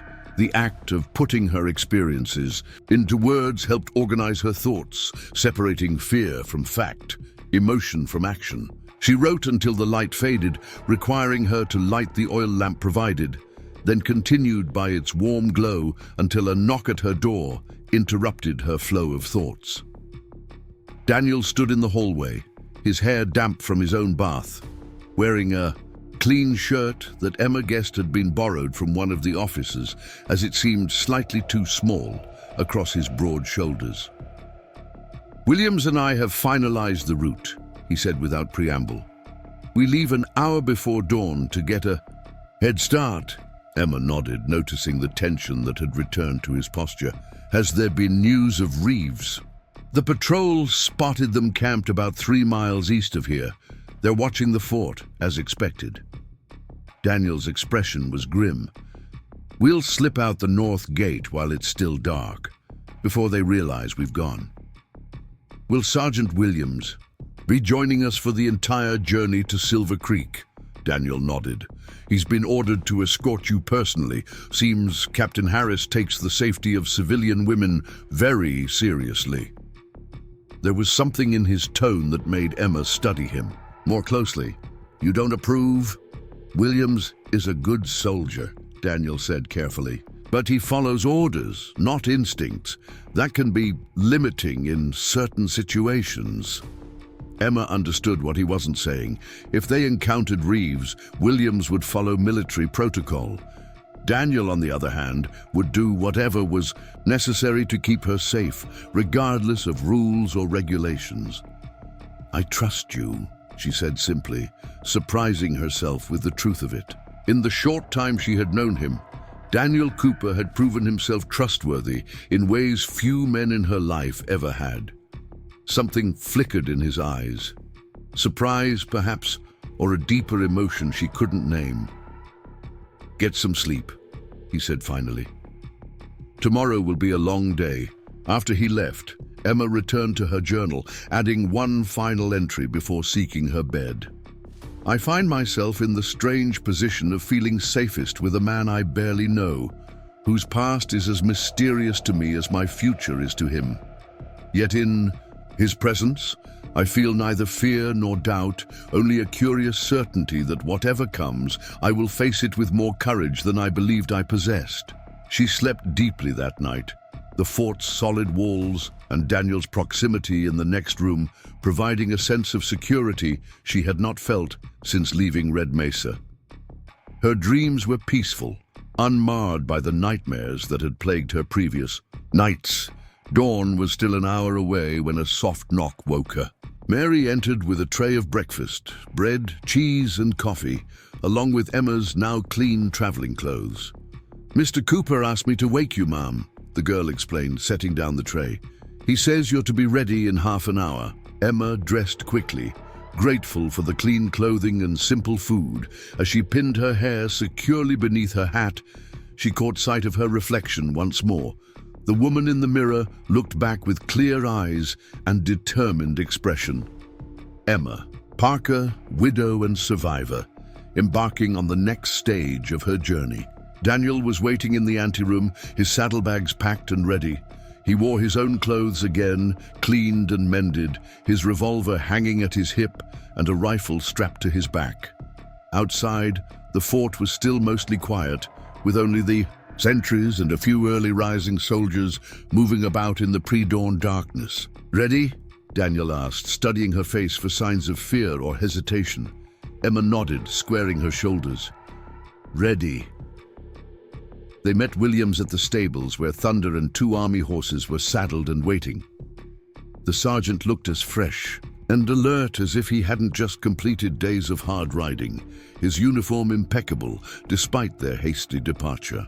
"Ma'am," he greeted Emma with a respectful nod, "the north gate is ready for us. Captain Harris has arranged for a diversion at the east gate in about 15 minutes. A patrol heading out as if for routine reconnaissance. Should draw any watching eyes." "Good thinking," Daniel acknowledged, helping Emma mount Thunder before swinging up behind her. The arrangement was now familiar enough that they moved in unison, her body fitting against his with practiced ease. The north gate opened silently, just wide enough for their 3 horses to pass through before closing again behind them. The landscape beyond was shrouded in pre-dawn gloom, the northern hills rising as dark shapes against the slightly lighter sky. Williams took the lead, guiding them along a barely visible trail that wound through scrubby vegetation toward the distant hills. Behind them, Fort Bridger grew smaller, its walls merging with the darkness until it seemed to disappear entirely. Ahead lay the unknown, a rugged trail, the possibility of pursuit, and beyond that, Silver Creek with its own uncertainties. Emma felt Daniel's presence at her back, solid and reassuring. Whatever came next, she would face it not as the frightened, sheltered farmer's daughter she had been, but as the woman she was becoming, one who had thrown a rock at a would-be killer, who had ridden through Thunder Canyon, who had found her voice to demand a say in her own destiny. The eastern sky began to lighten, the first pale fingers of dawn reaching across the land. A new day was beginning, and with it, the next chapter of Emma Wilson's transformation into someone stronger than she had ever imagined she could be. The northern trail proved to be everything Daniel had warned, rugged, demanding, and mercilessly exposed to the elements. They rode single file through narrow passages where sheer rock walls rose on either side, Thunder's hooves finding sure footing even on treacherous slopes. Williams led the way, his military posture gradually relaxing as the day wore on, and the terrain demanded more attention to their horses than to protocol. By midday, they had ascended into higher country, where pine forests offered welcome shade. From the relentless sun, they paused in a small clearing beside a bubbling creek, the horses drinking gratefully while Emma stretched her aching limbs. "How much farther to Silver Creek?" she asked, splashing cool water on her face. Williams consulted his map, tracing their route with a weathered finger. "We're making good time despite the terrain. 2 more days if we maintain this pace." Daniel knelt by the creek upstream, filling their canteens while scanning the forest with the habitual wariness that seemed as much a part of him as his shadow. "We should keep moving, cover another 5 miles before making camp." Emma noticed the exchange of glances between the two men, a silent acknowledgement of some tension she couldn't quite identify. Williams had been increasingly quiet as the day progressed, his initial friendly demeanor replaced by a professional distance that made her wonder what thoughts were passing behind his carefully neutral expression. As they remounted to continue their journey, Emma found herself studying the sergeant more closely. There was something familiar about him that she couldn't quite place. Not his features exactly, but perhaps his manner or the cadence of his speech. "Have you served in this territory long, Sergeant?" she asked as they navigated a particularly steep incline, making conversation partly to distract herself from the dizzying drop to their right. Williams glanced back, something unreadable flickering across his face. 5 years, ma'am. Started at Fort Defiance before transferring to Bridger last spring." "You must know the area well, then." "Well enough." His tone discouraged further questioning, but Emma persisted, driven by both curiosity and a growing unease she couldn't quite name. "Have you ever had dealings with Marcus Reeves before this?" Daniel's arm tightened almost imperceptibly around her waist, a warning she chose to ignore. Williams was silent for so long that Emma thought he might not answer. When he did, his voice held a careful neutrality. "I've encountered most of the notable characters in the territory at one time or another, ma'am. Reeves included." "And what was your impression of him?" The sergeant halted his horse, turning in the saddle to face her directly. "Mrs. Parker, with all due respect, some questions are better left unasked when the answers won't change our current situation." Emma felt her cheeks flush at the rebuke, mild as it was. "I apologize, Sergeant. I only thought—" "No harm done," Williams interrupted, his tone softening slightly. "Just my advice to focus on the journey ahead rather than the shadows behind." They continued in silence, the forest gradually thinning as they crested the ridge and began their descent into a valley that stretched toward distant mountains, shrouded in blue haze. The view was breathtaking. A patchwork of forests, meadows, and winding silver streams that caught the afternoon light. Under different circumstances, Emma might have paused to appreciate the beauty, but the growing tension between her companions kept her attention firmly on more immediate concerns. Daniel guided Thunder alongside Williams's mount as the trail widened, his voice low but carrying clearly to Emma's ears. "You know this area better than the map shows." It wasn't a question, and Williams didn't treat it as one. "I've hunted these hills." "Recently?" The sergeant shot Daniel a sharp glance. "What are you asking, Cooper? Just wondering why a career soldier suddenly volunteers for escort duty when there's a garrison full of men who could have done it." William's jaw tightened. "Captain Harris chose me because I know the territory, and because you requested it," Daniel added, his tone flat but with an undercurrent of challenge. Emma felt the tension spike between them, electric and dangerous. She placed a hand on Daniel's arm, partly to steady herself as Thunder navigated a tricky descent, partly to remind him of her presence. "Whatever you're implying, Cooper, just say it plainly," William said, his military bearing returning in full force. Daniel studied him for a long moment before replying. "Silver Creek is growing fast because of the railroad. Lots of opportunity there for a man with connections. And Reeves has his fingers in most profitable ventures in the territory. Mining, gambling, protection." Daniel's eyes never left Williams's face. "Strange coincidence that you're heading to the same place his newest interest is bound for." Williams reined his horse to a halt so abruptly that Emma gasped, certain for a moment that he was about to draw his weapon. Instead, he turned to face them fully, his expression thunderous but controlled. "I've been in the army for 15 years, Cooper. I don't take kindly to accusations of corruption or betrayal, especially from a man with your history." "What does he mean?" Emma asked, looking between them. "Daniel, what is he talking about?" Daniel ignored her question, his focus entirely on Williams. "No accusation, Sergeant. Just an observation that you seem very personally invested in this assignment." Williams' expression shifted, anger giving way to something more complex. Regret, perhaps, or resignation. "I requested this assignment because I know what Reeves is capable of, and because I've seen too many innocents caught in the crossfire of men like him." The sincerity in his voice gave Emma pause. She had been so focused on her own fears that she hadn't considered Williams might have legitimate reasons for his involvement beyond military duty. "My brother owned a small silver claim near Cedar Creek 3 years ago," Williams continued, his gaze moving from Daniel to Emma. "Reeves wanted it. When my brother refused to sell, there was an accident at the mine. They found his body 2 days later." Emma's hand flew to her mouth. "I'm so sorry." Williams acknowledged her sympathy with a curt nod. "There was no proof, of course. Reeves is careful that way, but I know the truth." His eyes hardened as he looked back at Daniel. "So yes, Cooper, I requested this assignment because I've been waiting 3 years for a chance to bring Marcus Reeves to justice, and escorting Mrs. Parker to safety might finally provide that opportunity." Daniel was quiet for a moment, assessing the sergeant with new eyes. "You're planning to use her as bait?"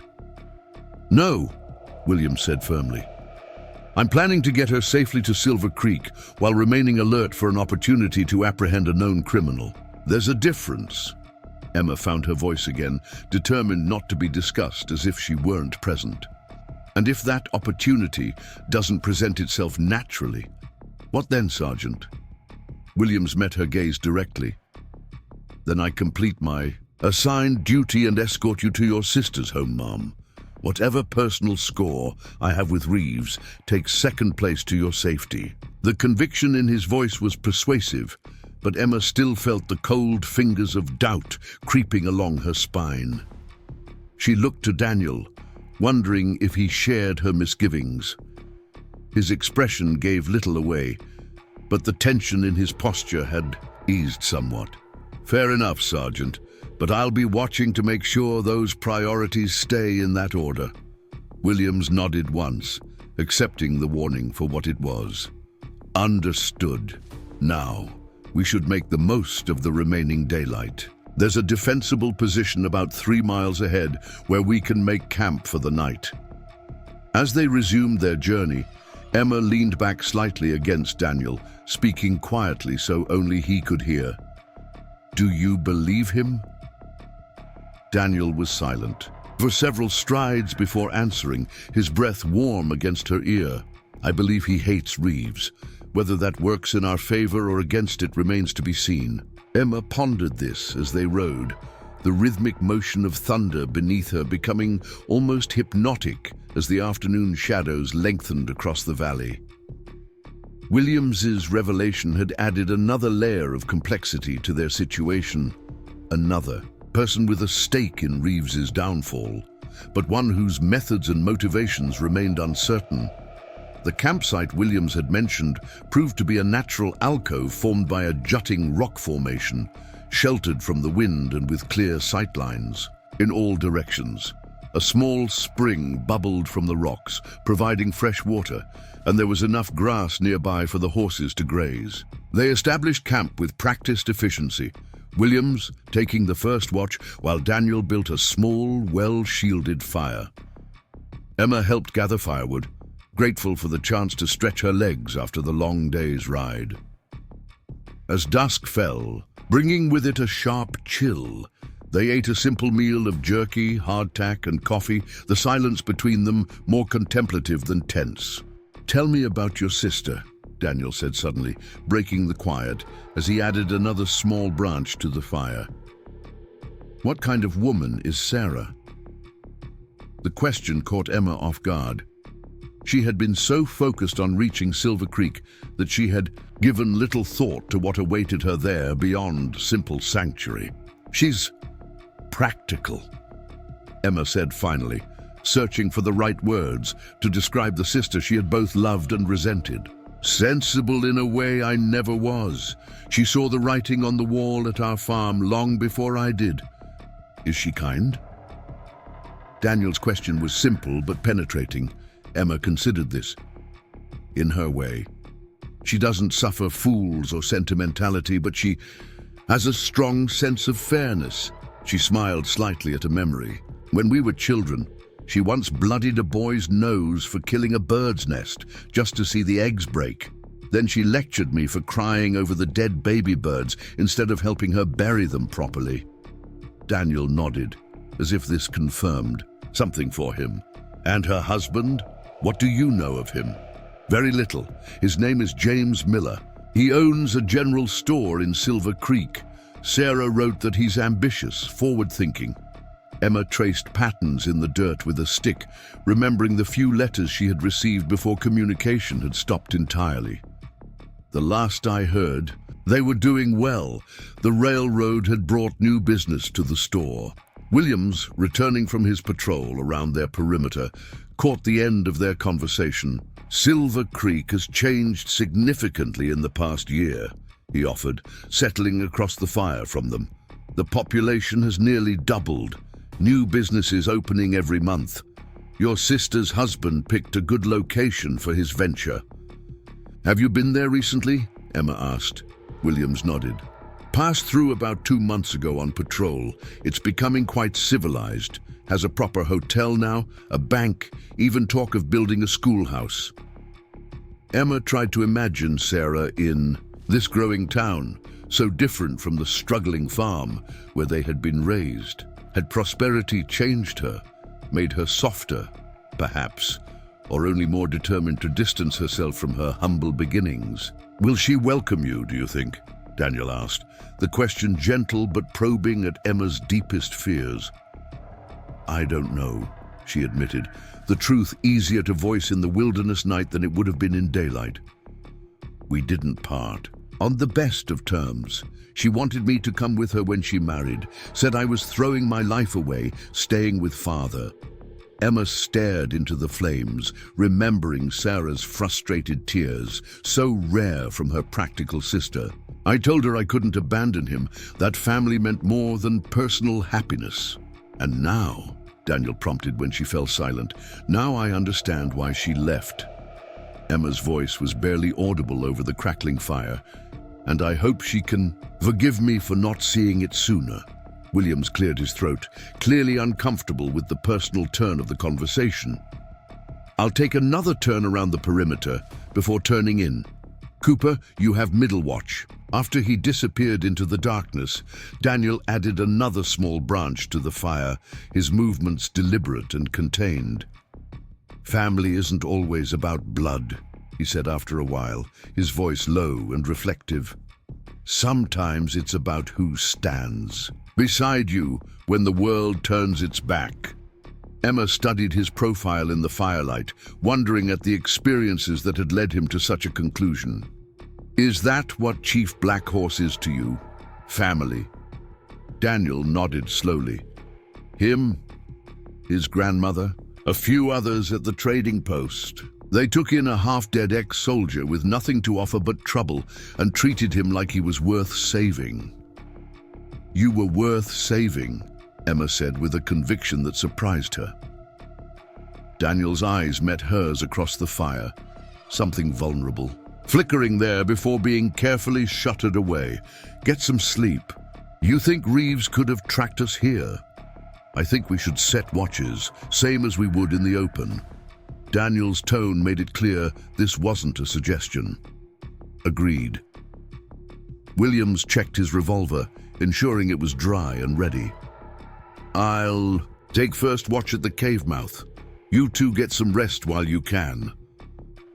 As the sergeant moved to take up his position, Emma noticed Daniel watching him with an expression she couldn't quite read. "You still don't trust him," she said quietly when Williams was out of earshot.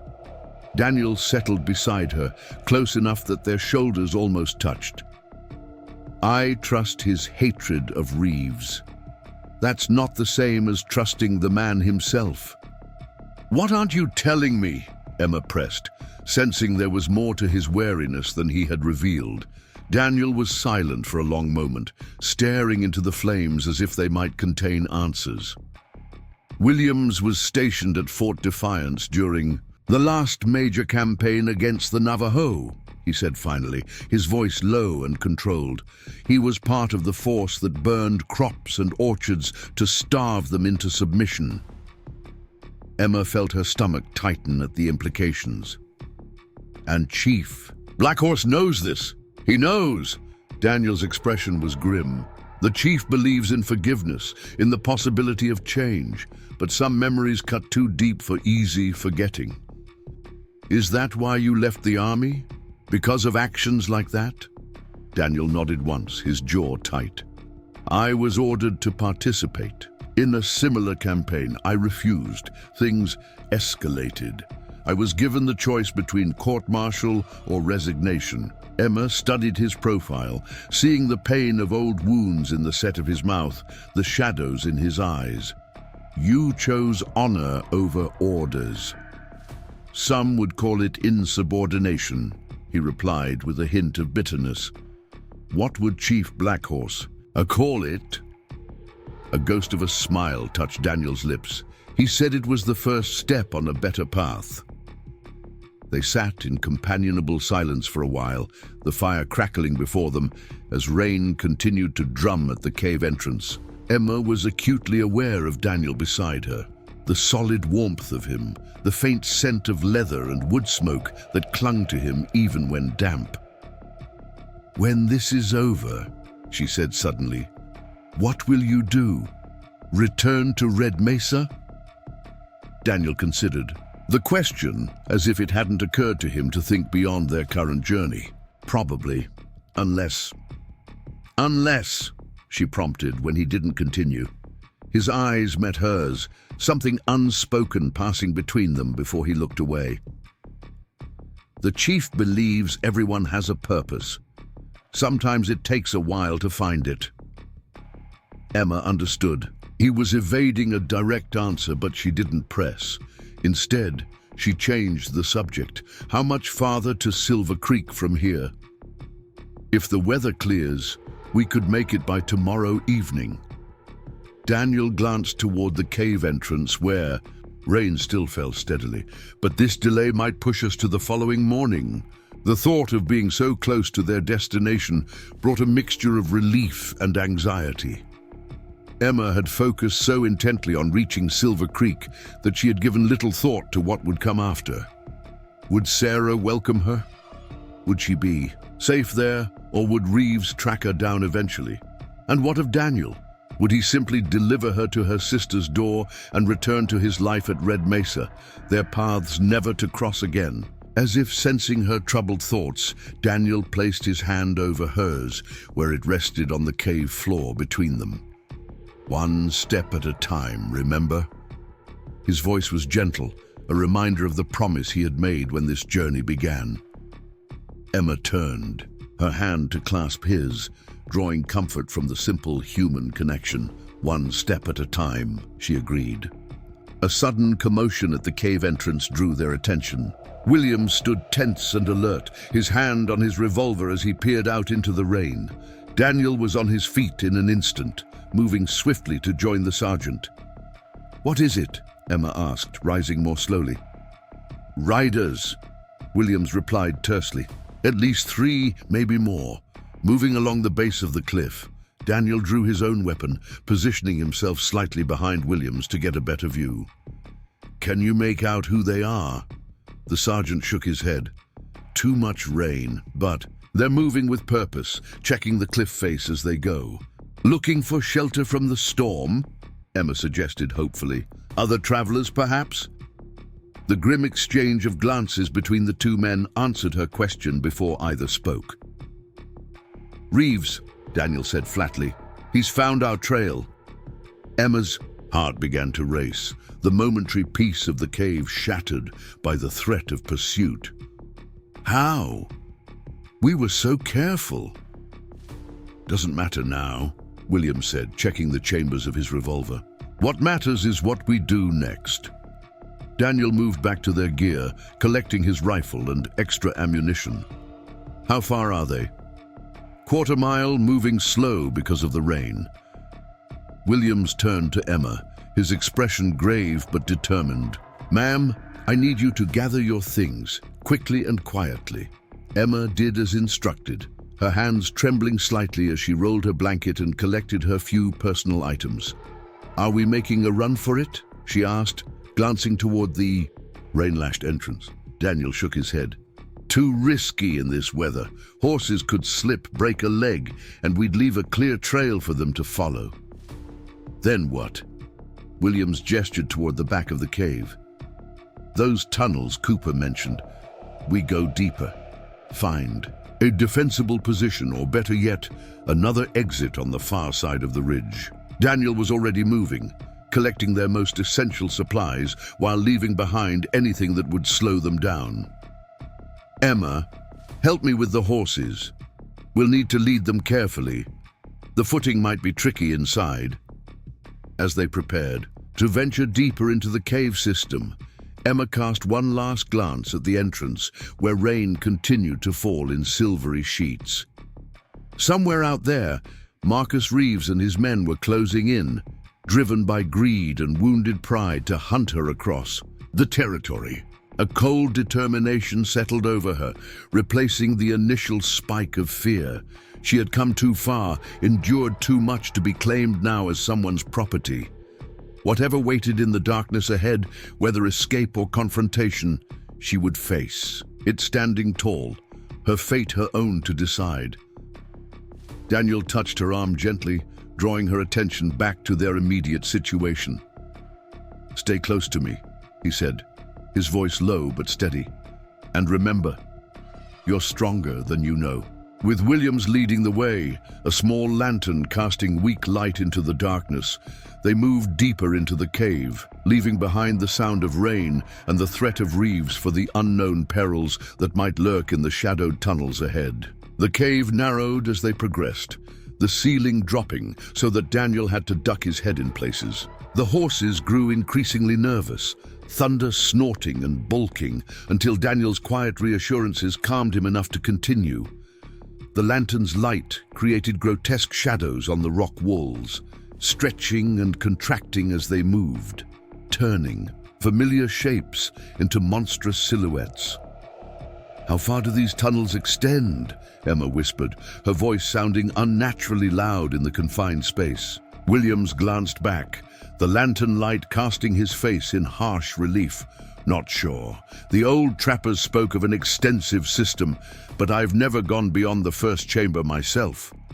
The passageway widened suddenly, opening into a larger cavern, where water dripped from stalactites overhead, collecting in shallow pools on the uneven floor.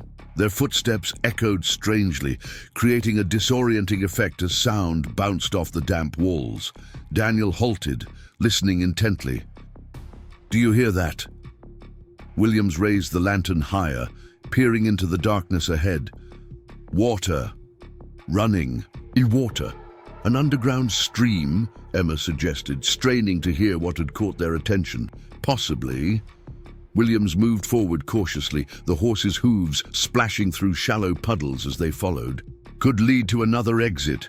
The sound grew louder as they advanced, the unmistakable rush of water flowing with considerable force. The air became noticeably damper, carrying a mineral scent that reminded Emma of rain on hot stones. The cavern narrowed again, forcing them to proceed single file with Williams still leading, Daniel bringing up the rear with both horses in tow. Emma walked between them, one hand trailing along the cave wall for balance as the footing grew increasingly treacherous. Suddenly Williams halted, raising the lantern high. Well, that complicates things. Emma peered around him to see what had caused their sudden stop. Before them, the passage ended abruptly in a sheer drop of perhaps 15 feet. At the bottom, a subterranean river rushed through a channel carved by centuries of flowing water, disappearing into darkness in both directions. "No way across?" Daniel asked, joining them at the edge. William shook his head. "Not that I can see. The current looks strong, too dangerous to risk swimming, especially with the horses." Emma stared at the churning water below, a sick feeling growing in her stomach. "So we're trapped, caught between the river and reefs?" "Not necessarily," Daniel said, his tone thoughtful as he surveyed their surroundings. "The water has to go somewhere. If we follow along the edge, we might find a place where the passage continues on the other side." Williams nodded grimly. "Left or right?" Daniel closed his eyes briefly, as if listening to some inner voice. "Left. The air feels fresher in that direction." They turned to follow his instinct, picking their way carefully along a narrow ledge that ran parallel to the underground river. The horses grew increasingly skittish, sensing the danger of the swift water below, but followed with reluctant obedience. After what felt like an eternity, but was probably no more than 15 minutes, the ledge widened again, revealing another branch of the cave system that veered away from the river. Williams raised the lantern, revealing a passage that showed signs of previous human presence, old torch marks on the walls, even crude handholds carved into the rock at particularly difficult sections. "Trapper's route," the sergeant confirmed. "This looks promising." They followed this new passage as it wound upward, gradually ascending through the heart of the ridge.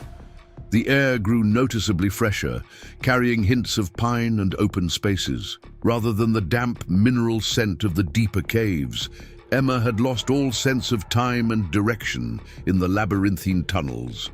But Daniel moved with increasing confidence, as if some internal compass guided him toward safety. Finally, the passage leveled out and widened, the ceiling rising until they could walk upright without concern.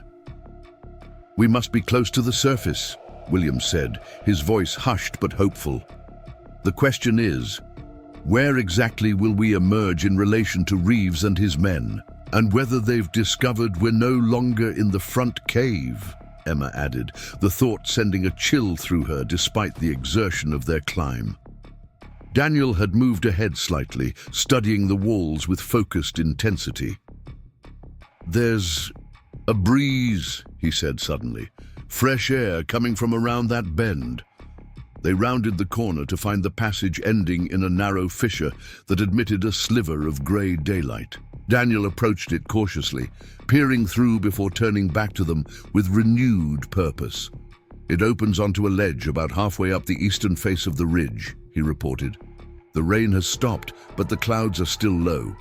"Good. Cover if we move quickly." "Can the horses fit through?" Williams asked, eyeing the narrow opening doubtfully. Daniel assessed the fissure, then shook his head. "Not without making a lot of noise trying to widen it. We'll have to leave them." Emma felt a pang at the thought of abandoning Thunder, who had carried them so faithfully through danger. "Will they be all right?" "Horses are survivors," Daniel assured her, though his expression suggested he shared her reluctance. "They'll find their way back to the main cave eventually, where there's grass and water nearby." Williams was already removing essential supplies. from his saddlebags, creating small bundles that could be carried on foot. Once we get down from the ridge, we'll need to move fast. Silver Creek is still a good 15 miles from here. Daniel followed suit, selecting only what was absolutely necessary for their continued journey: ammunition, water, food, a small medical kit. To Emma, he handed his coat again and a small but sharp knife in a leather sheath.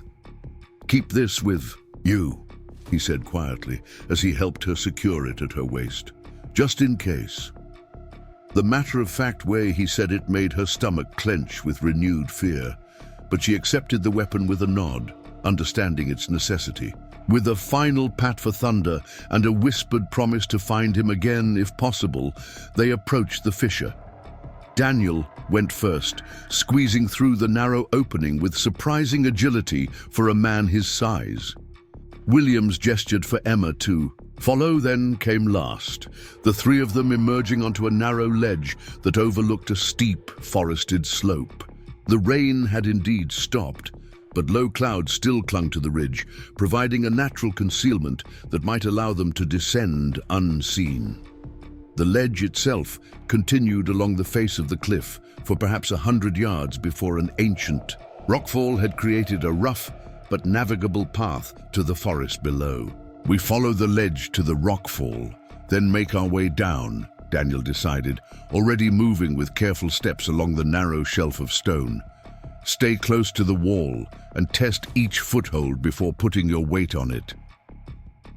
Emma followed, his instructions, pressing herself against the cool rock as she inched along the ledge, trying not to look at the dizzying drop just inches from her feet. Williams brought up the rear, one hand maintaining contact with the cliff face, the other resting near his holstered revolver. They had covered perhaps half the distance to the rockfall when a sound from below froze them in place. Voices, faint but distinct, carried upward on the moist air. Daniel raised a hand for silence, then slowly eased forward to a slight protrusion that allowed him to peer downward. When he returned to them, his expression was grim. "Reeves and 4 men directly below us. They've found the cave entrance and realized we're gone. They're spreading out to search the area." Emma's heart pounded so loudly she was certain it must be audible to the men hunting her below. "Can they see us up here?" "Not if we stay still and the clouds hold," Daniel replied, glancing upward at the grey mass that enveloped the upper portion of the ridge. "But they'll eventually think to look for other exits from the cave system." Williams drew his revolver, checking it with practiced efficiency. "We need to reach that rockfall before they start climbing. It's our best chance to disappear into the forest." Daniel nodded agreement, then turned to Emma. "Stay between us. Step exactly where I step, and if anything happens..." He hesitated, then continued with quiet intensity. "Run. Don't look back. Just run for the trees." The urgency in his voice made her shiver, but she nodded her understanding. This was not the time for questions or hesitation. They resumed their careful progress along the ledge, moving as silently as possible while maintaining their balance on the treacherous footing. Each step seemed to take an eternity, each shift of loose stones beneath their feet threatening to alert the searchers. Below, they were within 20 yards of the rockfall when disaster struck. Williams, adjusting his position to maintain his balance, dislodged a stone the size of a fist. It tumbled over the edge, bouncing off the cliff face before disappearing into the mist below. For a heartbeat, all three held perfectly still, scarcely breathing as they waited for a reaction. It came almost immediately, a shout from below, then another, voices raised in excitement. "They've spotted us," Daniel said, abandoning stealth for speed. "Move, now!" They broke into a controlled run along the remaining section of ledge, no longer concerned with silence, but with reaching the rockfall before bullets could find them. Emma's heart hammered in her chest as she focused solely on following Daniel's path, pushing aside terror with the desperate need to survive. They reached the tumbled boulders just as the first shot rang out, the bullet striking rock nearby with a sharp crack that sent stone fragments flying. Williams pushed Emma roughly behind a large boulder, providing momentary cover as Daniel scrambled to higher ground, rifle already in hand. "Go!" Williams urged her, gesturing toward the forest below. "Follow the rockfall down. Cooper and I will cover you." Emma hesitated, unwilling to leave them to face Reeves alone. Daniel caught her eye from his position above, his expression fierce. "Emma, go! We'll be right behind you." Another shot rang out, closer this time, followed by the sharp crack of Daniel's rifle in response. Emma made her decision, gathering her skirts and beginning to descend the treacherous slope of tumbled rock as quickly as she dared. Behind her, gunfire erupted in earnest, Williams and Daniel exchanging shots with Reeves's men below.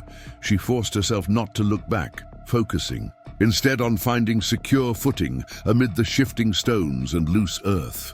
The forest seemed impossibly distant, a green sanctuary that promised cover if only she could reach it.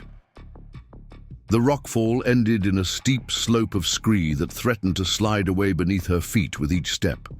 Twice she fell, scraping her hands and tearing her skirt, but each time she rose and continued downward, driven by the sounds of battle above and the desperate need to reach safety. When her feet finally touched firm ground at the edge of the forest, Emma allowed herself one glance back toward the ridge.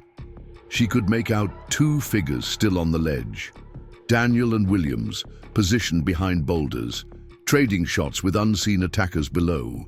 Even as she watched, Daniel rose to fire, then ducked back as bullets struck stone around him. "Run, Emma," his voice carried to her on the wind. "Run." Emma plunged into the forest, her lungs burning with each desperate breath as branches whipped past her face. The sounds of gunfire grew more distant, but didn't cease entirely, spurring her forward despite the protest of her muscles. She ran until her legs threatened to buckle beneath her, finally collapsing behind the massive trunk of a fallen pine. Gasping for air, she pressed her back against rough bark and tried to orient herself. The ridge loomed through the trees, partially obscured by mist, but she could no longer make out the ledge where Daniel and Williams had made their stand. The silence that now stretched across the forest was somehow more terrifying than the gunfire had been. Had they escaped as well, or had Reeves's men finally overwhelmed them? The uncertainty clawed at her chest, but Emma forced herself to think clearly. Daniel had told her to run, not to look back. He had trusted her to save herself while he created the opportunity for her escape. The best way to honor that trust was to continue toward Silver Creek, to complete the journey they had begun together. Rising on shaky legs, Emma took stock of her situation. She still had the knife Daniel had given her, secured at her waist. The small bundle of supplies she'd carried from the cave contained a water canteen, some jerky, and a rudimentary map Williams had sketched before they left. The fort. Most importantly, she knew the general direction of Silver Creek, east-southeast from the ridge, following the course of a river that should lie just beyond the forest's edge. She set off at a steady pace, no longer running blindly but moving, with purpose, using the position of the sun breaking through the clouds to maintain her course. The forest gradually thinned, revealing glimpses of a valley beyond where a silver ribbon of water wound between green banks. The river, her pathway to Silver Creek and Sarah, Emma had nearly reached the forest's edge when a noise behind her froze her in place. The snap of a twig, the rustle of undergrowth. Someone was following her. With trembling hands, she drew the knife from its sheath and pressed herself against a tree trunk, trying to make herself invisible among the shadows and dappled light. Footsteps approached, a single set, moving with caution but not stealth. Emma held her breath, the knife clutched tightly in her sweating palm as she prepared to defend herself. A familiar figure emerged from the trees, tall, broad-shouldered, moving with a slight limp but unmistakably alive. Daniel. Relief flooded through her with such force that her knees nearly buckled. "Daniel!" she called, stepping from her hiding place. He spun toward her voice, his revolver half drawn before recognition dawned. "Emma," he breathed, holstering his weapon as she rushed toward him. Without conscious thought, she threw her arms around him, her face pressed against his chest, where she could hear the steady rhythm of his heart. His arms encircled her tentatively at first, then with greater certainty, holding her as if she were something infinitely precious and fragile. "I thought," she began, her voice muffled against his shirt. "I know," he said simply, his chin resting lightly on the top of her head, "but I made you a promise." Emma drew back slightly, searching his face. A fresh cut ran along his temple, and dirt and gunpowder smudged his features, but his eyes were clear and focused on her, with an intensity that made her breath catch. "Williams?" she asked, suddenly aware of the sergeant's absence. Daniel's expression darkened. "Shot! Not fatal, but bad enough. Reeves's men have him." "We have to help him," Emma said immediately, taking a step back toward the ridge. Daniel caught her arm gently but firmly. "We can't. Not alone, not against Reeves and his remaining men." "But they'll kill him." "No," Daniel said with surprising certainty. "They'll question him first. Try to find out where you're headed." Understanding dawned, cold and sickening. He'll tell them about Sarah, about Silver Creek. Daniel nodded grimly. "Eventually, yes. Which means we need to reach Silver Creek before they do. Warm your sister, get you somewhere safe." "How far?" Emma asked, practical considerations overtaking her horror at William's fate. 10 miles, maybe 12. Following the river will be fastest, but also the most exposed. Emma glanced toward the valley where the river flowed, wide and clear in the afternoon sun. "Then we stay in the tree line, parallel to the water." Daniel studied her face, a hint of approval softening his grim expression. "Smart. But it's rough country, harder going than the riverbank." "I can manage," Emma said firmly, squaring her shoulders despite her exhaustion. They set off immediately, keeping to the forest's edge, where trees provided cover, but the river remained visible as their guide. Daniel set a pace that was challenging but sustainable, pausing occasionally to listen for pursuit or to help Emma navigate particularly difficult terrain. As the afternoon waned, Emma found herself studying Daniel's profile when he wasn't looking.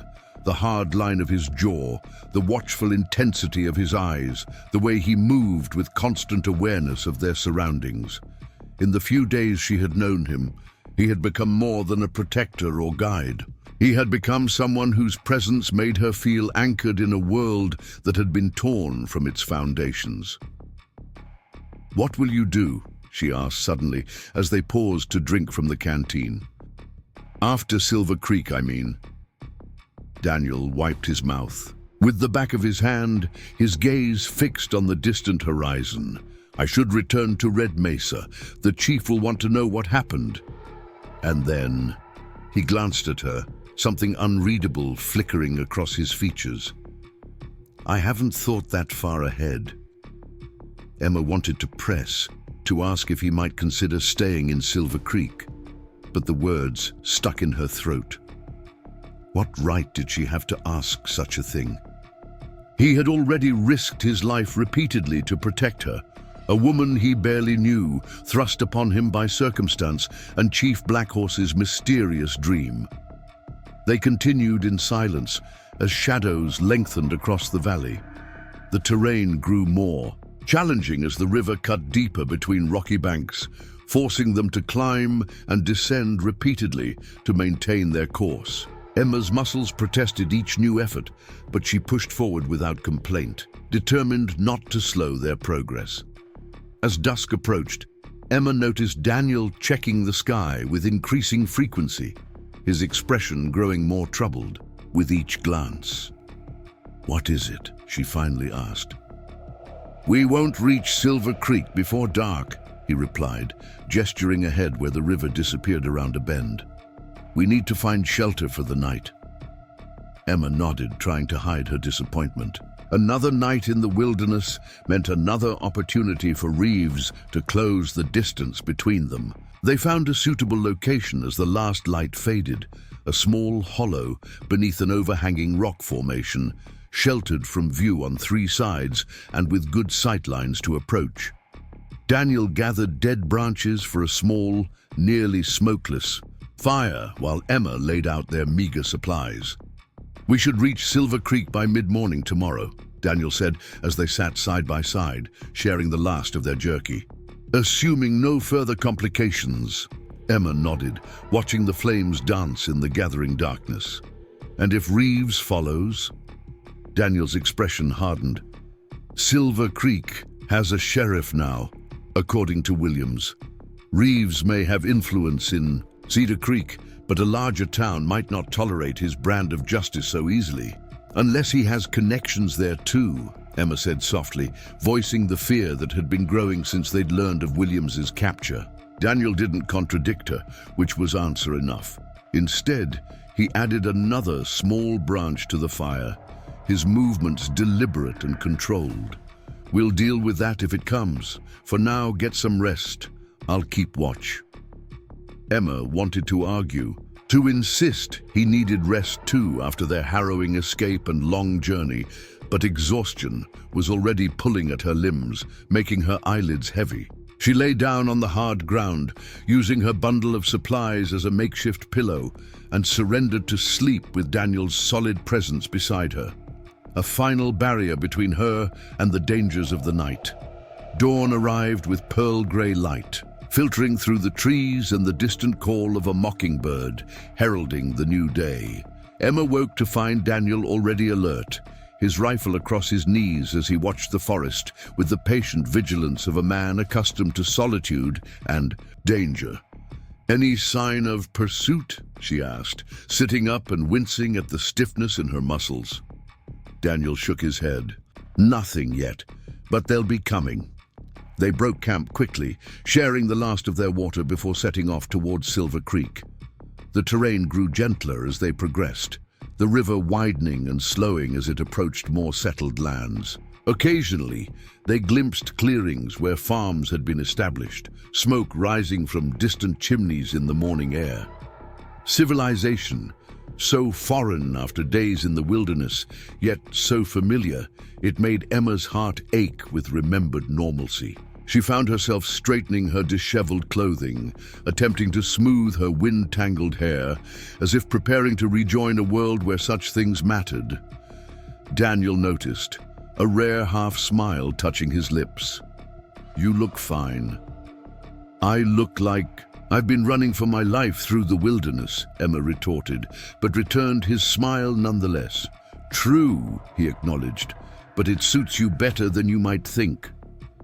Before Emma could respond to this unexpected compliment, the trees thinned suddenly, revealing a vista that made both of them halt in their tracks. Before them sprawled Silver Creek, no longer the small settlement Sarah had described in her letters, but a bustling town with proper streets, numerous buildings, and the unmistakable iron thread of railroad tracks cutting through its center. "It's bigger than I expected," Emma murmured, taking in the scene with a mixture of hope and trepidation. Daniel nodded, his expression guarded as he surveyed the town from their vantage point. "Railroads change everything, bring people, money, opportunity." He paused, adding more quietly, "and trouble." They descended toward the town, keeping to less traveled paths until they reached the outskirts where modest homes gave way to more substantial buildings of wood and brick.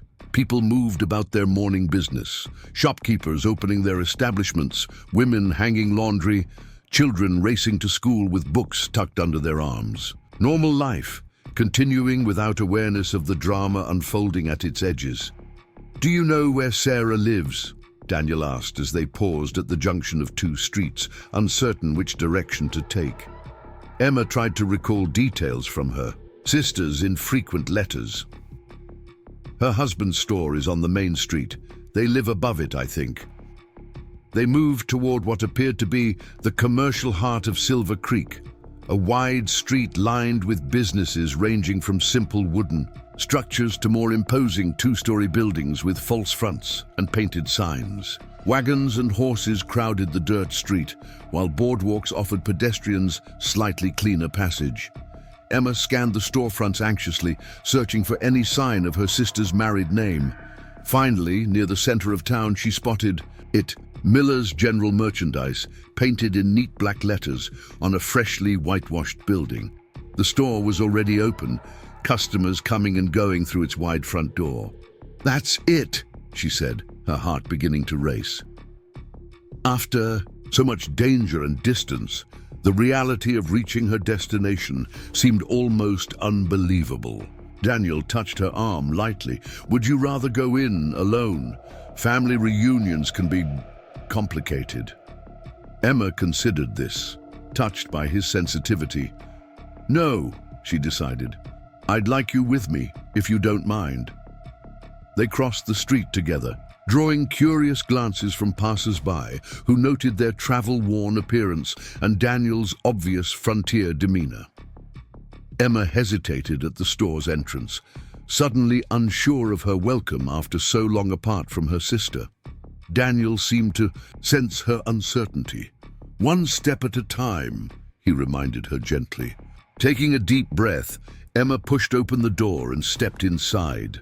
The store was well stocked and organized, shelves neatly arranged with everything from tools to fabric to canned goods. A polished wooden counter ran along the back wall, behind which stood a slender man with wire-rimmed spectacles, carefully recording something in a ledger. "James Miller?" Emma asked, her voice smaller than she intended. The man looked up, adjusting his spectacles as he studied the dusty, disheveled woman before him. "Yes, that's me. How can I help you, miss?" "I'm looking for Sarah Miller. I'm her sister, Emma." James's expression shifted from polite interest to shocked recognition. "Emma Wilson, Sarah's sister from Cedar Creek." Before Emma could respond, a door behind the counter opened and a woman appeared, taller than Emma, her honey-brown hair neatly arranged, her practical dress spotless and pressed. Sarah, older, more composed, but unmistakably the sister Emma had both loved and resented all her life. "Emma?" Sarah's voice held disbelief as she took in her sister's appearance. "What on earth?" "Sarah," Emma began, suddenly at a loss for the words she had rehearsed countless times during their journey. I need your help." Something in her tone, the raw vulnerability perhaps, or the echo of shared childhood, broke through the years of separation. Sarah moved from behind the counter with surprising speed, crossing the store to fold Emma into an embrace that felt like coming home after an endless journey. "You foolish, stubborn girl," Sarah murmured against her hair, her voice thick with emotion. "What has he done to you?" Emma pulled back slightly, meeting her sister's concerned gaze. "It's a long story, but we don't have much time." She gestured to Daniel, who had remained respectfully near the door. "This is Daniel Cooper. He saved my life, more than once." Sarah assessed Daniel with the shrewd, practical gaze Emma remembered so well, taking in his weathered appearance, the revolver at his hip, the alertness that never quite left his posture. "Mr. Cooper," she acknowledged with a nod that held both gratitude and caution. "It seems I owe you a debt for bringing my sister safely to us." Daniel shook his head. "I was just keeping a promise, Mom." James joined them, his initial surprise giving way to hospitality. "You both look exhausted. Come upstairs to our home. Whatever has happened, you can tell us there." As they followed Sarah and James to the stairs at the back of the store, Emma felt Daniel's hand brush against hers, a brief, reassuring touch that carried more meaning than words could express. They had reached Silver Creek, found Sarah. One journey had ended. But as Daniel's eyes met hers, reflecting the same knowledge that weighed on her heart, Emma understood that their story wasn't over. Reeves was still pursuing, with Williams as his unwilling guide. Danger still threatened, perhaps now endangering Sarah and James as well. Yet, in that moment, With her sister's arm around her shoulders and Daniel's steady presence beside her, Emma felt something she had almost forgotten: hope. Not the desperate hope of survival, but the brighter hope of possibility, of a future she might shape with her own hands, rather than one dictated by her father's failures or Reeves's cruelty. Whatever came next, whether confrontation or escape, danger or peace, she would face it standing tall, no longer the bartered daughter of Thomas Wilson, but Emma in her own right. A woman who had crossed wilderness and danger to forge her own path, who had discovered strength she never knew she possessed. And perhaps, though she scarcely dared acknowledge the thought even to herself, a woman who had found something unexpected along that perilous journey. Not just a protector in Daniel Cooper, but a man whose quiet strength and unwavering honor had awakened feelings she had never anticipated.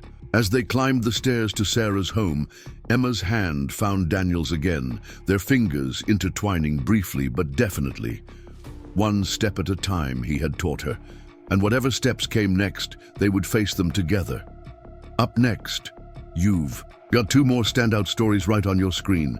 If this one hit the mark, you won't want to pass these up. Just click and check them out.